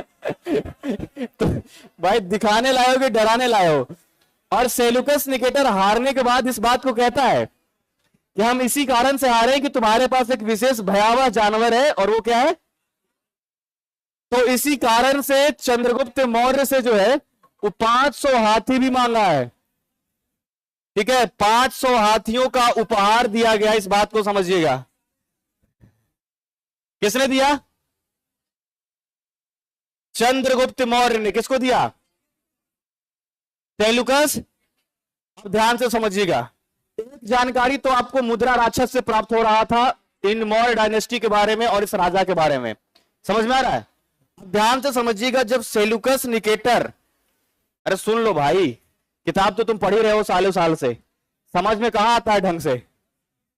लिखवाएंगे तो और अच्छे से क्लियर हो जाएगा, आप चिंता मत। लेकिन खुद ही आप खिचड़ी बनाने लग जाते हैं। एक्चुअल में 2-4 लाइन आपको पता होता है, या तो आपने पढ़ लिया है तो वो पता है, फिर आप आपस में डिस्कस करने लग जाते हैं ना, ई नहीं ऊ मारा था। तो ये डिस्कस आप खुद ना करिए, हम कर रहे हैं ऑलरेडी, तो आप इसको बस ध्यान से समझिएगा। सेल्यूकस निकेटर और चंद्रगुप्त मौर्य का जब गठबंधन है तो अब भारत पर यूनानी आक्रमण का खतरा खत्म हो चुका है। इसके पहले देखा सिकंदर ने किया, अब सेल्यूकस निकेटर ने किया। अब कैसे होगा? अब तो जाहिर सी बात है कि सेल्यूकस निकेटर की बेटी का ही विवाह हो गया है, तो कोई अपने दामाद के घर पर आक्रमण तो नहीं करेगा भाई। ये तो और समझिए कि शादी के समय उपहार के तौर पर जो है ना, दहेज में कहते हैं अफगानिस्तान के 4 बड़े शहर भी मिले थे इनको, सुना है? एरिया, एरोकेसिया, जेंड्रोसिया, पेरपस मदई, जो काबुल, कांधार, हेरात, मकरान का जो आप जानते हैं नाम, वो उपहार में मतलब एक तरीके से दहेज के तौर पर दिया गया था चंद्रगुप्त मौर्य को। और समझिए कि भारत के साथ साथ जो अफगानिस्तान का क्षेत्र है वो भी अब शामिल हो गया। अच्छा, बहुत लोग हंस रहा है दहेज के नाम पर, इधर वाला, लेकिन दहेज की परंपरा हमारे देश में एकदम प्राचीन समय से है कि नहीं है? चंद्रगुप्त मौर्य भी दहेज ले रहे हैं, तो बाकी लोग सोच रहे हैं हम भी बस एसडीएम बनने का तो सोच ही रहे हैं कि कब बीपीएससी क्लियर करें और इसके बाद हम सोचना शुरू कर दें इस बारे में, है ना। हालांकि आपसे ज्यादा आपके पिताजी इस बारे में सोचेंगे, आपको सोचने की जरूरत, आप ज्यादा से ज्यादा बचाव कर सकें इसी पर आप ध्यान दीजिएगा। तो 4 बड़े शहर अफगानिस्तान के जो है वो दहेज के रूप में दिए गए हैं किसको? चंद्रगुप्त मौर्य को, सेल्यूकस निकेटर के द्वारा। और अब कोई भी यूनानी आक्रमण का खतरा नहीं है भारत पर, इसलिए जो है चंद्रगुप्त मौर्य को भारत का मुक्तिदाता कहा जाता है। क्या कहा जाता है? भारत का मुक्तिदाता। और इसलिए कहा जाता है क्योंकि अब के बाद कोई भी भारत पर यूनानी, ग्रीक कोई भी आक्रमण नहीं होने वाला है। समझ में आ रहा है? अगर तर्क पूछेगा कि चंद्रगुप्त मौर्य को क्यों भारत का मुक्तिदाता कहा जाता है, क्योंकि यूनानी आक्रमण का खतरा हमेशा के लिए टल गया है। सेल्यूकस निकेटर की बेटी का जब विवाह हो गया, एक रिश्ता मगध के साथ जब जुड़ चुका है, तो सेल्यूकस निकेटर जो है वो ये भी चाह रहे हैं कि हमारे बेटी के घर में क्या चल रहा है, मतलब इसके साम्राज्य में क्या चल रहा है, इसकी जानकारी के लिए किसी व्यक्ति को भेजे। आखिर देखते हैं अभी भी जो विवाह होता है तो लड़की के घर से जो है कुछ लोग जाते हैं शादी के कुछ दिन बाद, है ना। अगर उसका भाई है तो भाई जाएगा देखने के लिए हमारी बहन ठीक है कि नहीं ठीक है। होता है कि नहीं होता है? अरे आपने इस बात को तो कम से कम जाना होगा ना, उसको क्या बोलते हैं? कुछ तो बोला जाता है ना, शायद सहवाला नहीं बोलते हैं, कुछ और बोलते हैं। अरे कुछ तो बोलते ही होंगे ना। अरे वो नहीं। तो जब विवाह हुआ है तो इस बात को देखा जाए। और दूसरी बात यह भी है कि सेल्यूकस निकेटर तो मगध को देखा, मगध के एडमिनिस्ट्रेशन को देखा और बहुत खुश भी है, लेकिन अपने मुंह से अगर बड़ाई करेगा अपनी बेटी के विषय में, उसके घर के विषय में, तो यूनान के लोग मानेंगे भी नहीं। और इसीलिए उसने एक दूत को भारत भेजा है और उसका नाम है मेगास्थनीज। क्या नाम है? तो यहां से एक पॉइंट को याद रखिएगा कि जो सेल्यूकस निकेटर है यूनान से ही, ठीक है, एक यूनानी दूत को भेजा है और इसका नाम क्या है? मेगास्थनीज। क्या नाम है? और ये पहुंचे हैं पाटलिपुत्र, यानी कि मगध का जो कैपिटल है वहां। बात समझ में आई? मगध के कैपिटल पाटलिपुत्र में पहुंचे कौन? मेगास्थनीज। किसके द्वारा भेजा गया है?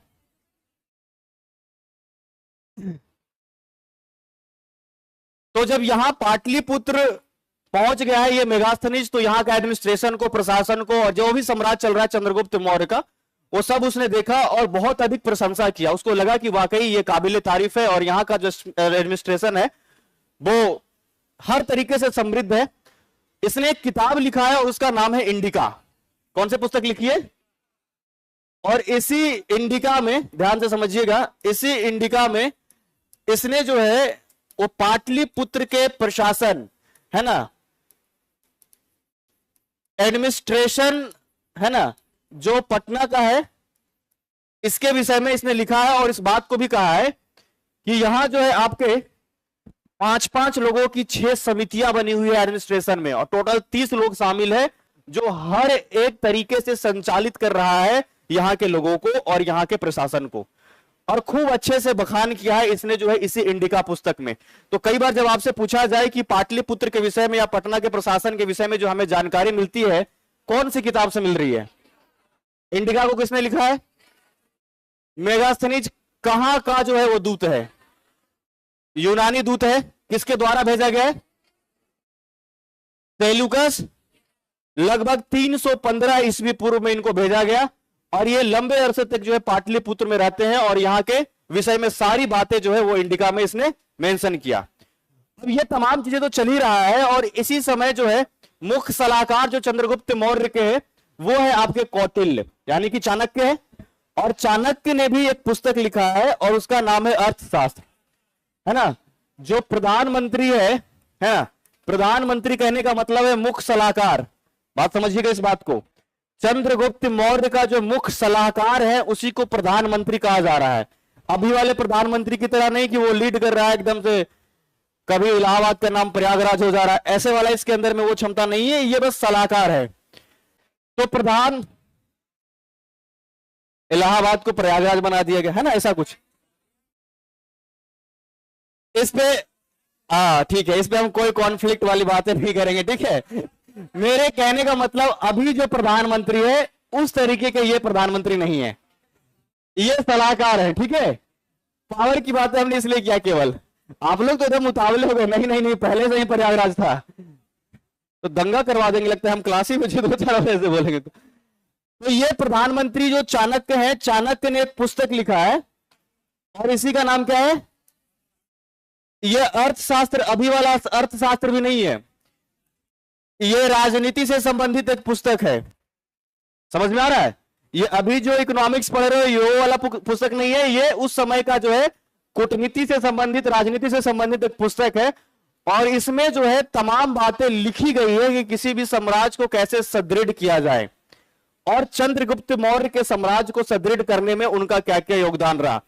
तो ये 3 किताबें जो हमने बताई अभी तक आपको, जिससे हमें मौर्य वंश के विषय में, मौर्य डायनेस्टी के विषय में जानकारी मिलती है। एक तो हमने कहा मुद्रा राक्षस, जिसको किसने लिखा है? विशाख दत्त ने। दूसरा हमने बताया इंडिका, किसने लिखा है? मेगास्थनीज। और तीसरा जो हमने बताया वो क्या है? अर्थशास्त्र, जिसको किसने लिखा है? कौटिल्य या फिर चाणक्य ने लिखा है, ठीक है। पाटलिपुत्र में चंद्रगुप्त मौर्य जब कैपिटल बनाए हुए तो कई सारे बदलाव किया है और ध्यान से देखिएगा यहीं पर जो है चंद्रगुप्त मौर्य का एक भव्य महल भी था। महल समझते हैं? राजा के लिए, ठीक है।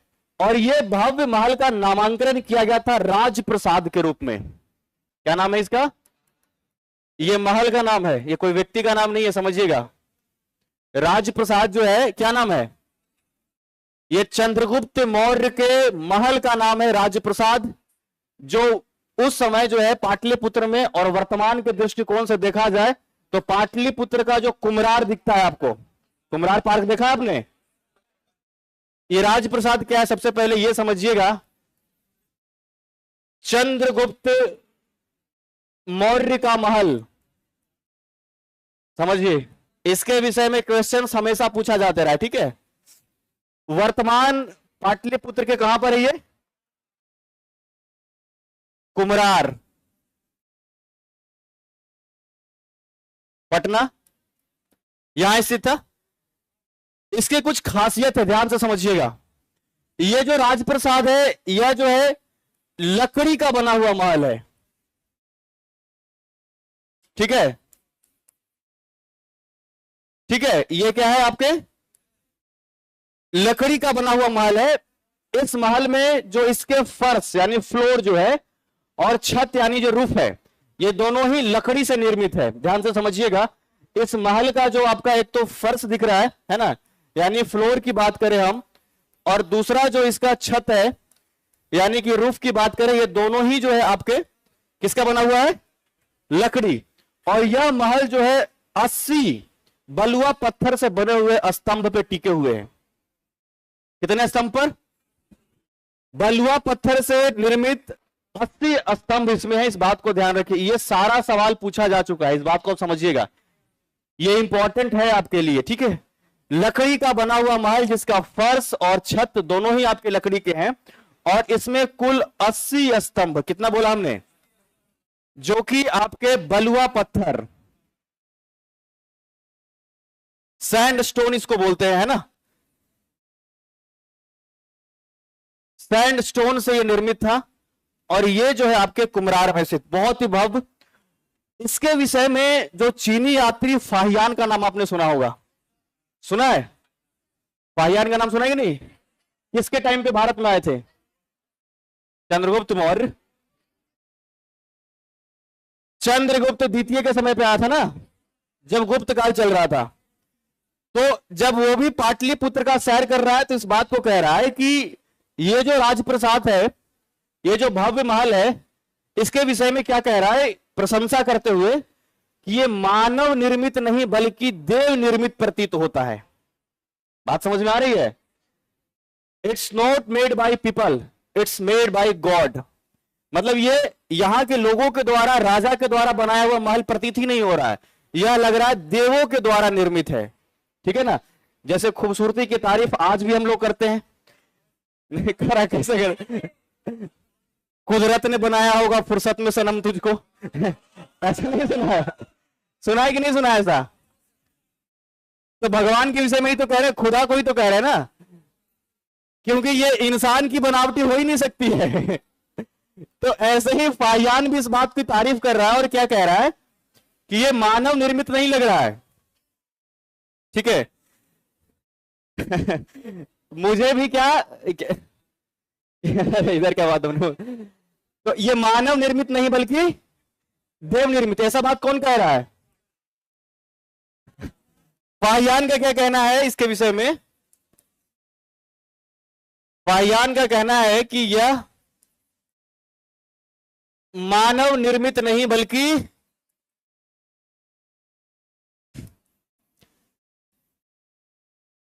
देव निर्मित प्रतीत होता है। ठीक है? मेड बाय गॉड, समझ रहे कि नहीं? अच्छा, एक और व्यक्ति है जिसका नाम है एरियन, और हाँ,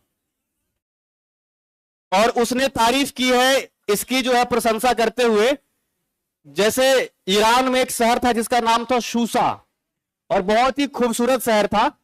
ठीक है? और पाटलिपुत्र के विषय में क्या कह रहा है कि पाटलिपुत्र तो ये पूरे, मतलब इसके संदर्भ में भी जो आपके राजमहल है इसको कंसीडर करते हुए कि ये तो सूसा से भी खूबसूरत महल है। मतलब जो सूसा में वहां पे मौजूद था, ईरान के क्षेत्र में एक शहर था सूसा, और उससे भी खूबसूरत बताया है इसने किसको?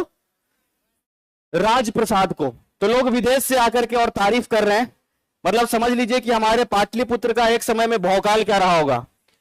और अभी स्थिति ऐसा है कि अभी भी तारीफ करते हैं, लेकिन अलग तरीके से करते हैं। बिहार से बाहर वाले लोग कभी कहते हैं कि बिहार में फिर से 5 पुल गिर गया, ऐसा कह रहे ना। कभी न्यूज में आता है बिहार में 17 पुल गिरे, और अभी अभी नव विवाहित जितनी भी महिलाएं पुल को पार कर रही है, कह रही है अब हम पुल से पार नहीं होगा, पैदल जाएंगे नीचे नीचे। अभी अभी तो विवाह ही हुआ है, अगर पुल गिर गया जाते जाते तो दिक्कत है। समझ में आ रहा है कि नहीं? तो पुल गिरने वाला बड़ा खतरनाक वो चल रहा है बिहार में, चल रहा है कि नहीं? अब सोचिए कि ये राजप्रसाद कैसा महल था, इसके अवशेष अब भी मौजूद है। अभी जब कुम्हरार पार्क आप घूमने जाइएगा तो आप वहां देख सकते हैं, और प्रॉपर मतलब पत्थरों में इस चीज को लिखा गया है। गए हैं? कितने लोग देखे हैं बताइए? बस इतना ही?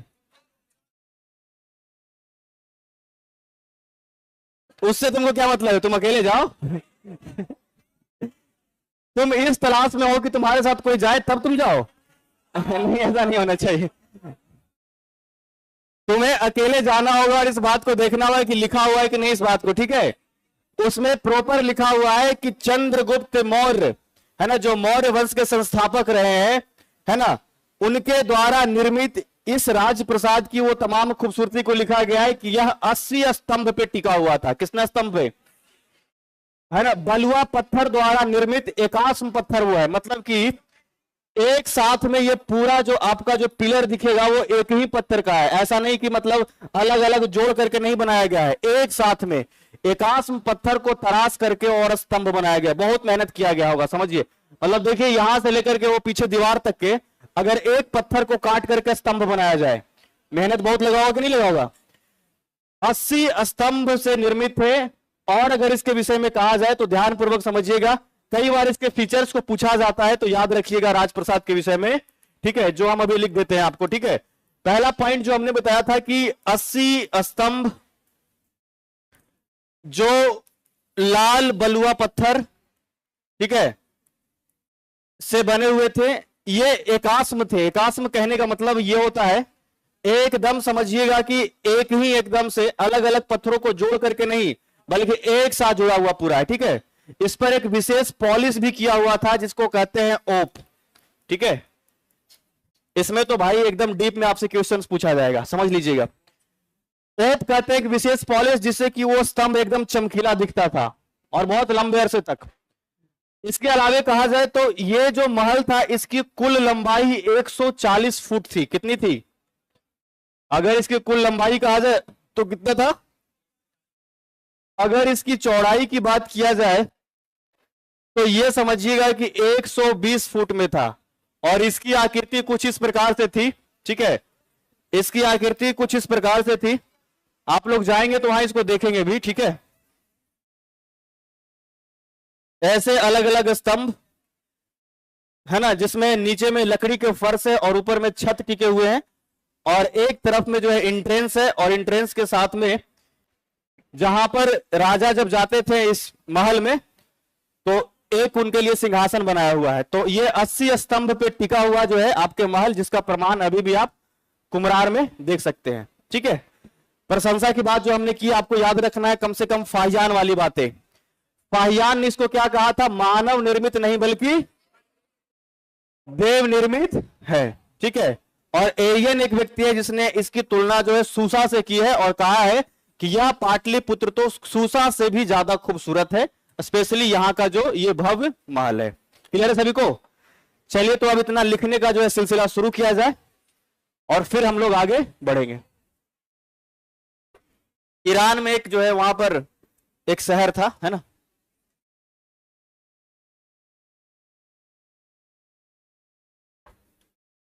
आखिरी क्लास में हम कहां तक लिखवाए थे?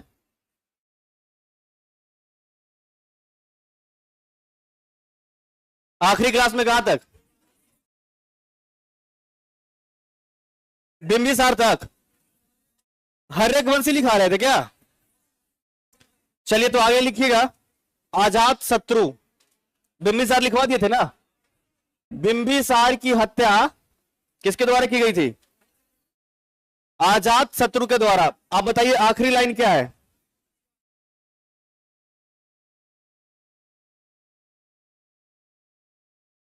चलिए अजात शत्रु लिखिएगा सब टॉपिक, और पहले इंग्लिश वाले लिखिए अभी, ठीक है। इस स्लाइड में नहीं है क्योंकि, ठीक है, इंग्लिश वाले लोग पहले लिखिएगा आज, ठीक है। इस स्लाइड में वो इंग्लिश का नहीं लिखा हुआ है इसलिए। हिंदी वाले थोड़ा भी 1-2 मिनट आराम करिए। आप लोग बड़ा रोज जल्दी जल्दी जो है आगे बढ़ जाते हैं, और इन लोगों के जब लिखने की बारी आती है तो हम लोग हल्ला भी करते हैं ना, ठीक है, ये गलत बात है। लिखिएगा चाइल्डहुड नेम ऑफ आजाद शत्रु। आजाद शत्रु में लिखिएगा आप लोग, बिंबिसार तक तो लिखा ही था आपने। Childhood name of Ajatashatru that was Kunik.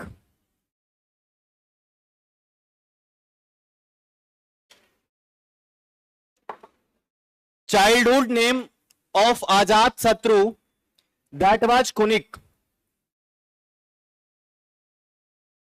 ठीक है, लिखा। नेक्स्ट लाइन में लिखिएगा, आजाद शत्रु वाज फर्स्ट रूलर। आजाद शत्रु वाज द फर्स्ट रूलर, ठीक है, हु यूज्ड वेपन्स लाइक रक्त मुशल,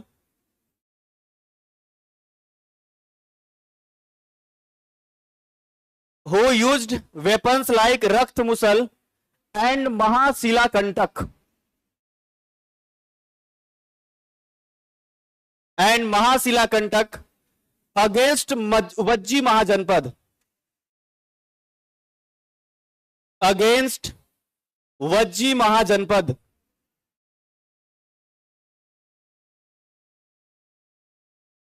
ठीक है। नेक्स्ट पॉइंट में लिखिएगा, ही कॉन्क्वायर्ड वज्जी महाजनपद,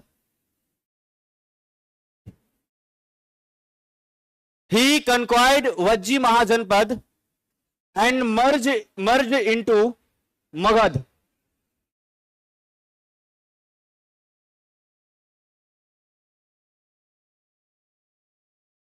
ठीक है, नेक्स्ट पॉइंट लिखिएगा, during the period of Ajatashatru,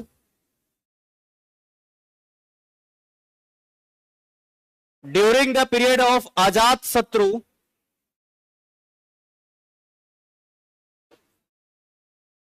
second Buddhist council was held in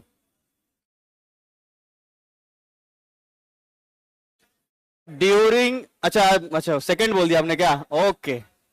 first Buddhist council, अच्छा हम भी चेक कर रहे थे ठीक है, first Buddhist council was held in Rajgriha.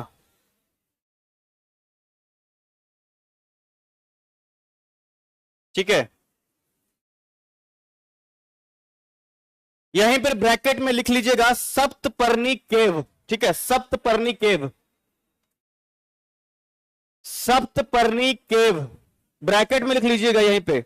जब राजगिरी आपने लिखा ना, उसके बाद ब्रैकेट में आप लिख लीजिएगा सप्तपर्णी केव। आपको हमने बताया था ना कि सप्तपर्णी गुफा जहां की पहला बौद्ध संगीति जो हुआ था, है ना। आगे लिखिएगा आगे। ठीक है,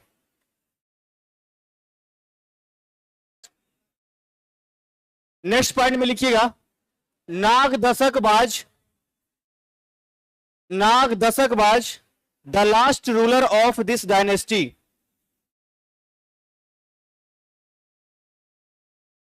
नाग दशकवाज the last ruler of this dynasty. अच्छा, उदाइन मिस्ड है क्या? एक लाइन इसमें आपको बीच में ऐड करना होगा ना, लिख लीजिए उसमें। ठीक है, इसमें उदाइन से संबंधित अगर क्वेश्चंस पूछेगा तो वो पाटलिपुत्र को जो कैपिटल बनाया है वही पूछेगा आपसे, है ना। लिखिएगा, Udayin who made capital Pataliputra of Magadh महाजनपद,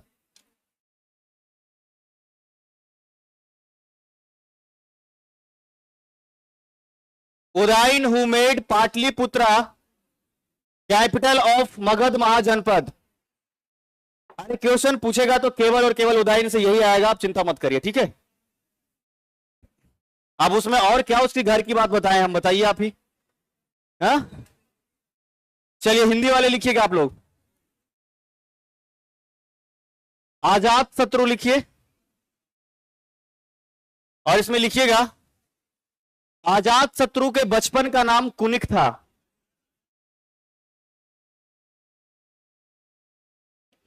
आजाद शत्रु के बचपन का नाम कुनिक था।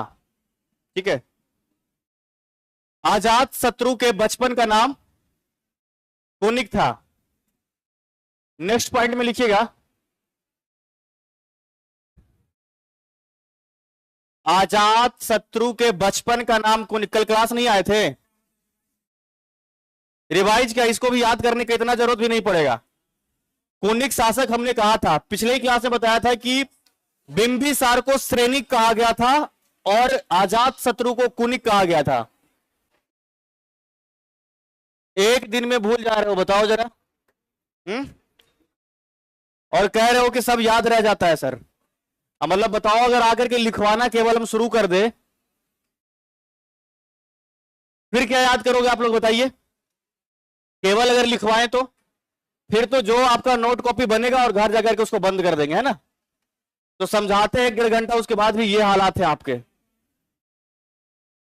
आजाद शत्रु के बचपन का नाम।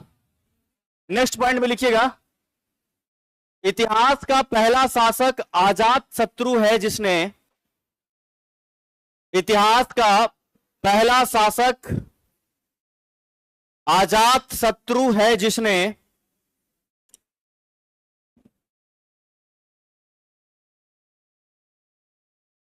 युद्ध में रक्त मुसल तथा महाशिला कंटक रक्त मुसल तथा महाशिलाकंटक जैसे भयानक हथियारों का प्रयोग किया है।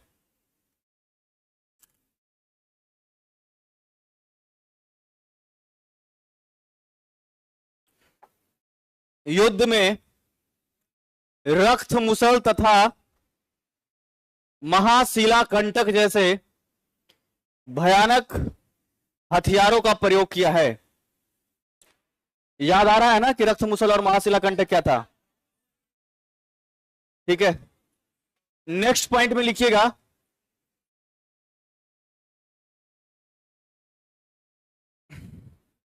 आजाद शत्रु ने इन्हीं हथियारों का प्रयोग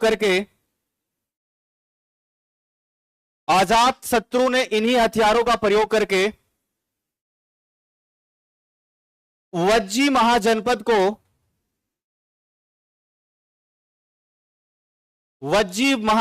को पुनः मगध में मिला लिया। वज्जी महाजनपद को पुनः मगध में मिला लिया।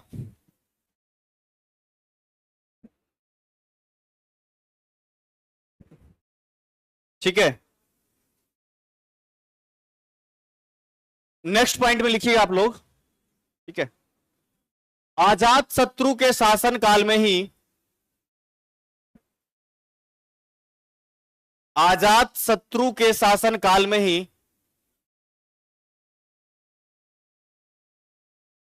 पहला बौद्ध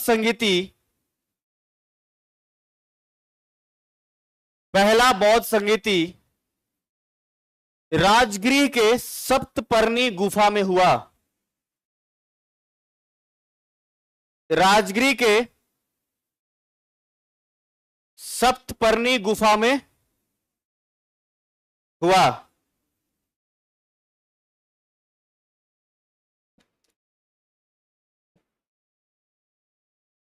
लिख लिए?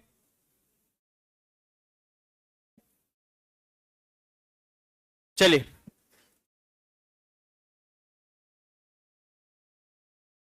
नेक्स्ट लिखिएगा आगे। उदयन ने अपने पिता अजात शत्रु की हत्या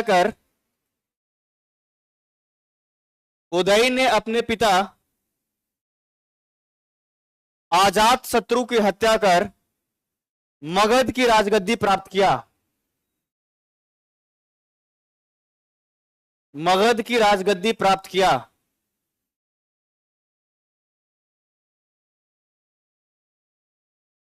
ठीक है, नेक्स्ट पॉइंट में लिखिएगा,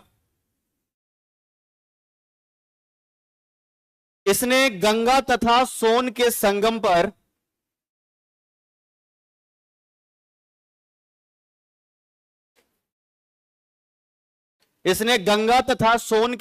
पर पाटलिपुत्र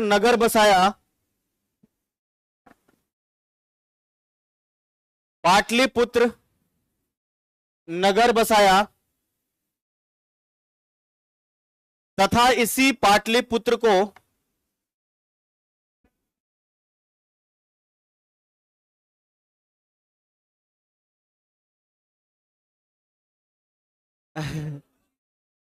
एक दिन हम हिंदी माध्यम वाले और अंग्रेजी माध्यम वाले बीच में अखाड़ा करवाएंगे। ठीक है, और आप लोगों को जरासंध के अखाड़ा में लेकर के चलेंगे प्रॉपर। ठीक है,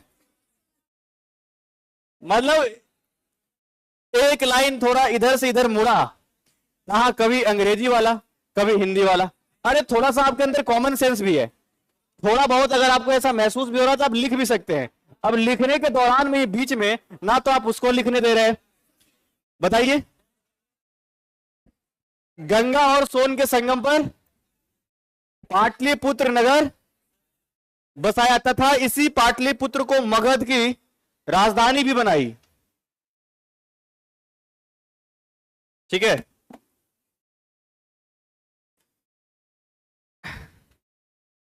इसी पाटलिपुत्र को मगध की राजधानी भी बनाई।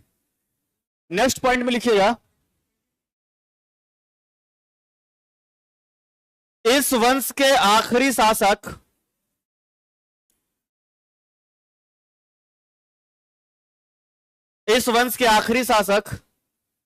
नागदशक था।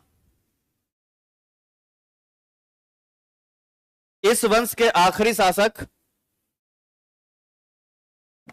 नागदशक था।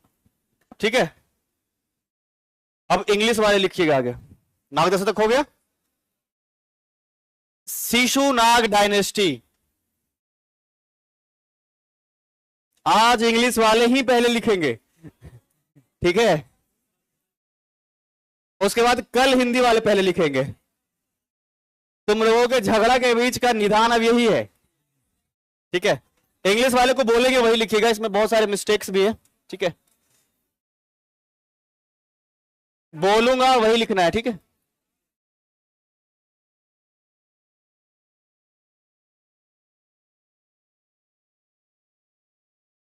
ठीक है, आप लिखिएगा, शिशुनाग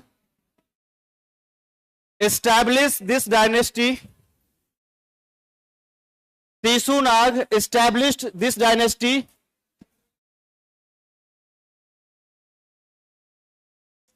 अरे छूटा हुआ क्या है, शिशुनाग डायनेस्टी आपने लिखा ना, कहा इंग्लिश वाले नाग दशक तक लिखवाए थे ना अभी, नाग दशक तक लिखे थे ना आप लोग, इंग्लिश वाले भी नाग दशक क्या लिखे देखें, इंग्लिश वाले कौन है, इंग्लिश लिखा आपने,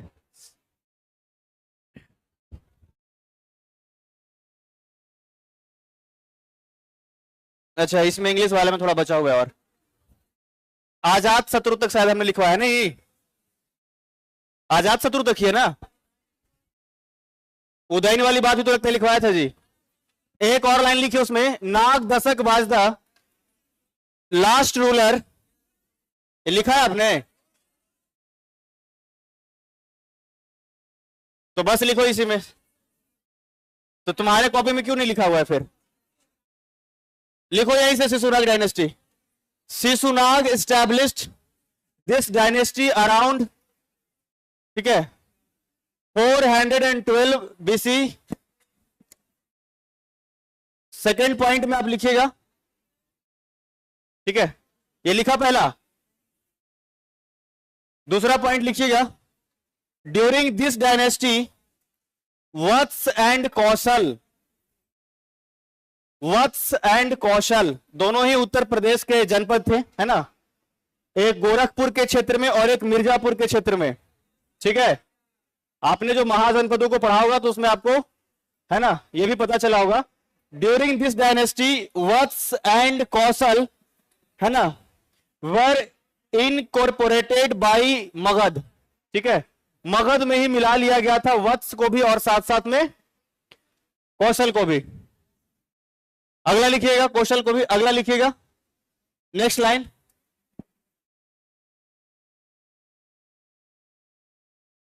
Kalashoka became the ruler after Shishunaga, Kalashoka became the ruler after Shishunaga and change the capital to Pataliputra, ठीक है, change the capital to Pataliputra. अच्छा अगर आपने नहीं लिखा है तो उसमें एक और वर्ड जोड़ लीजिए, change the capital to permanent capital to Pataliputra, ठीक है, Shishunaga and change the permanent capital to Pataliputra, permanent जोड़ देना इसमें, ठीक है। कालाशोक ने बनाया ना, शिशुनाग ने वैशाली बनाया था, ठीक है, और वापस जो वैशाली से बनाया है पाटलिपुत्रा, हाँ, तो जब आपका शिशुनाग है तब तो वैशाली था, और जब वापस कालाशोक आया तो उसने वैशाली से क्या कर दिया, पाटलिपुत्र को परमानेंट बना दिया। नेक्स्ट लिखिएगा, नेक्स्ट पॉइंट, हिंदी मीडियम वाले चुप रहो थोड़ा यार, लिखने दो इन लोगों को, थोड़ा पनाह लेने दो, ठीक है। मतलब 2 मिनट शांति से नहीं रहना है। इंग्लिश वाले लोग हल्ला कम करते हैं,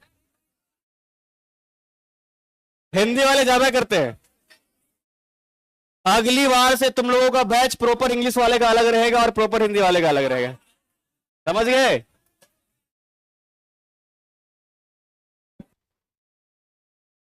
हाँ यार, तो हम भी डिस्टर्ब होते हैं। अगला लिखिएगा, द सेकेंड बुद्धिस्ट काउंसिल, चुप रहिए सभी लोग। The second Buddhist council took place in Vaishali in 386 BC at the time of कालाशोका। लिख लिया क्या आपने? इंग्लिश वाले सभी लोग लिखे? और पाटलिपुत्र को जो है परमानेंट कैपिटल बनाया गया, ये तो हमने अभी पहले ही मेंशन कर दिया। हिंदी वाले लिखिए अब सभी लोग, ठीक है? शिशुनाग वंश, शिशुनाग वंश, ठीक है? ठीक है, इस वंश की स्थापना, अरे रखो यार, अभी लिखो पहले, बहुत समस्या तुम लोग का भी आ रहा है, लिख लीजिए पहले, ठीक है? टाइम खत्म हो जाएगा। शिशुनाग वंश की स्थापना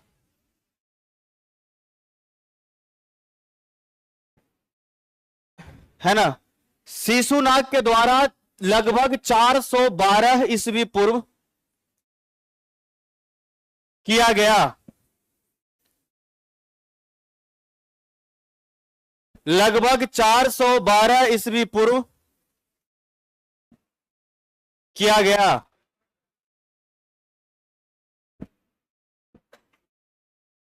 नेक्स्ट पॉइंट लिखिएगा, शिशुनाग ने मगध की राजधानी वैशाली को बनाया।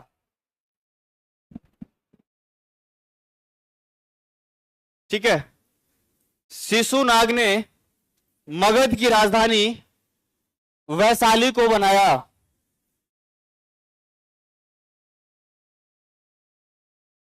ठीक है, नेक्स्ट पॉइंट में लिखिएगा, इसके शासन काल में वत्स तथा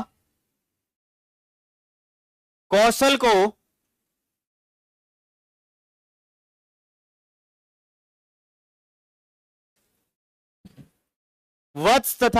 को मगध महाजनपद में मिलाया गया। मगध महाजनपद में मिलाया गया।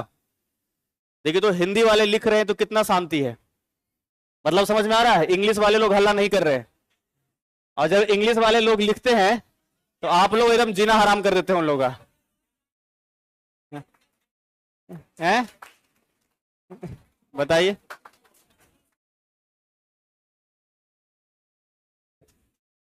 अगला लाइन लिखिए। ठीक है, अगला लिखिए, शिशुनाग के बाद कालाशोक इस वंश का शासक बना। शिशुनाग के बाद कालाशोक इस वंश का शासक बना, जिसने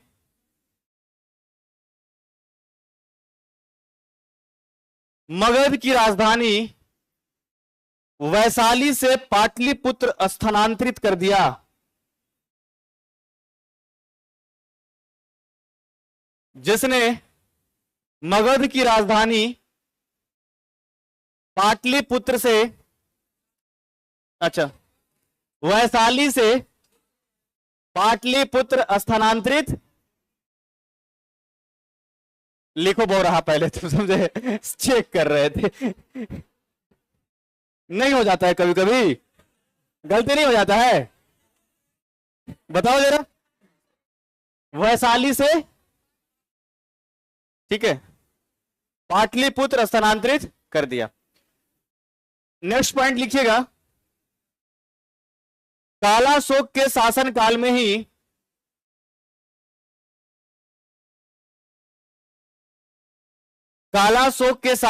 में ही दूसरा बौद्ध संगीति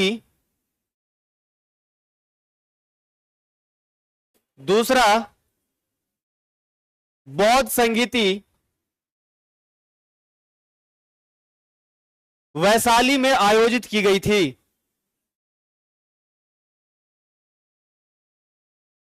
दूसरा बौद्ध संगीति वैशाली में आयोजित की गई थी।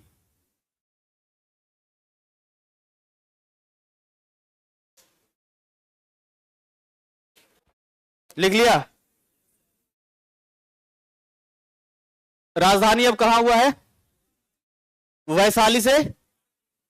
लॉजिक तो आपके दिमाग में चल रहा है ना कि एक गंगा के उस पार है और एक गंगा के, हाँ, मतलब अपने आप को सुरक्षित रखने के लिए, थोड़ा प्रोटेक्ट कर सके कि जल्दी से वज्जी वाला और लिच्ची वाला आक्रमण न करे, इसलिए अपने कैपिटल को इसने वैशाली से कहां लेकर के आ गया? वैशाली से पाटलिपुत्र ट्रांसफर किया था, है ना। नेक्स्ट पॉइंट लिखिएगा, ठीक है। नेक्स्ट पॉइंट लिखिएगा, नंदीवर्धन इस वंश के आखिरी शासक थे, ठीक है। नंदीवर्धन इस वंश के आखिरी शासक थे, ठीक है। इसी में लिखिएगा आगे, महापद्मानंद ने नंदीवर्धन का अंत कर मगध महाजनपद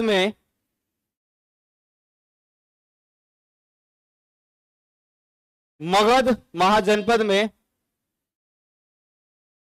एक गैर क्षत्रिय वंश,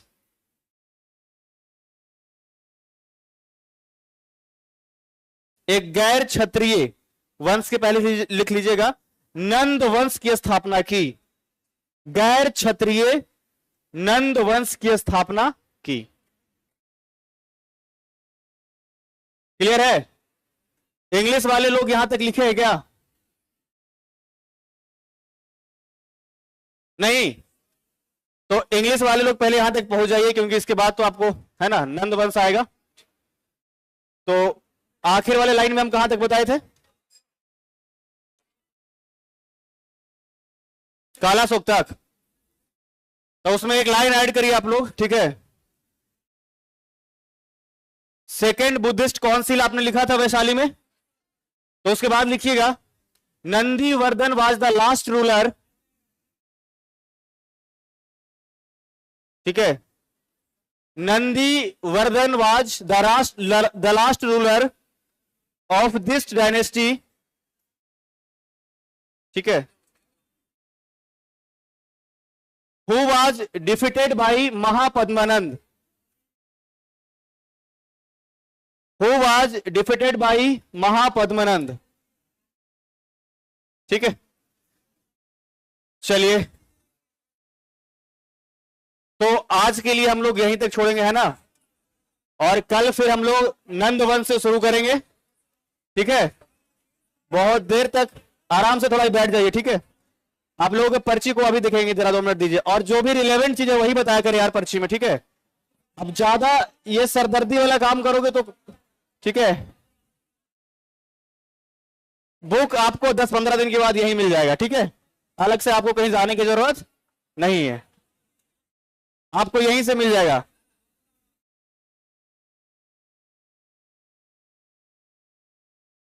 इधर 2 लड़कियों का लगातार लड़ाई चल रहा है।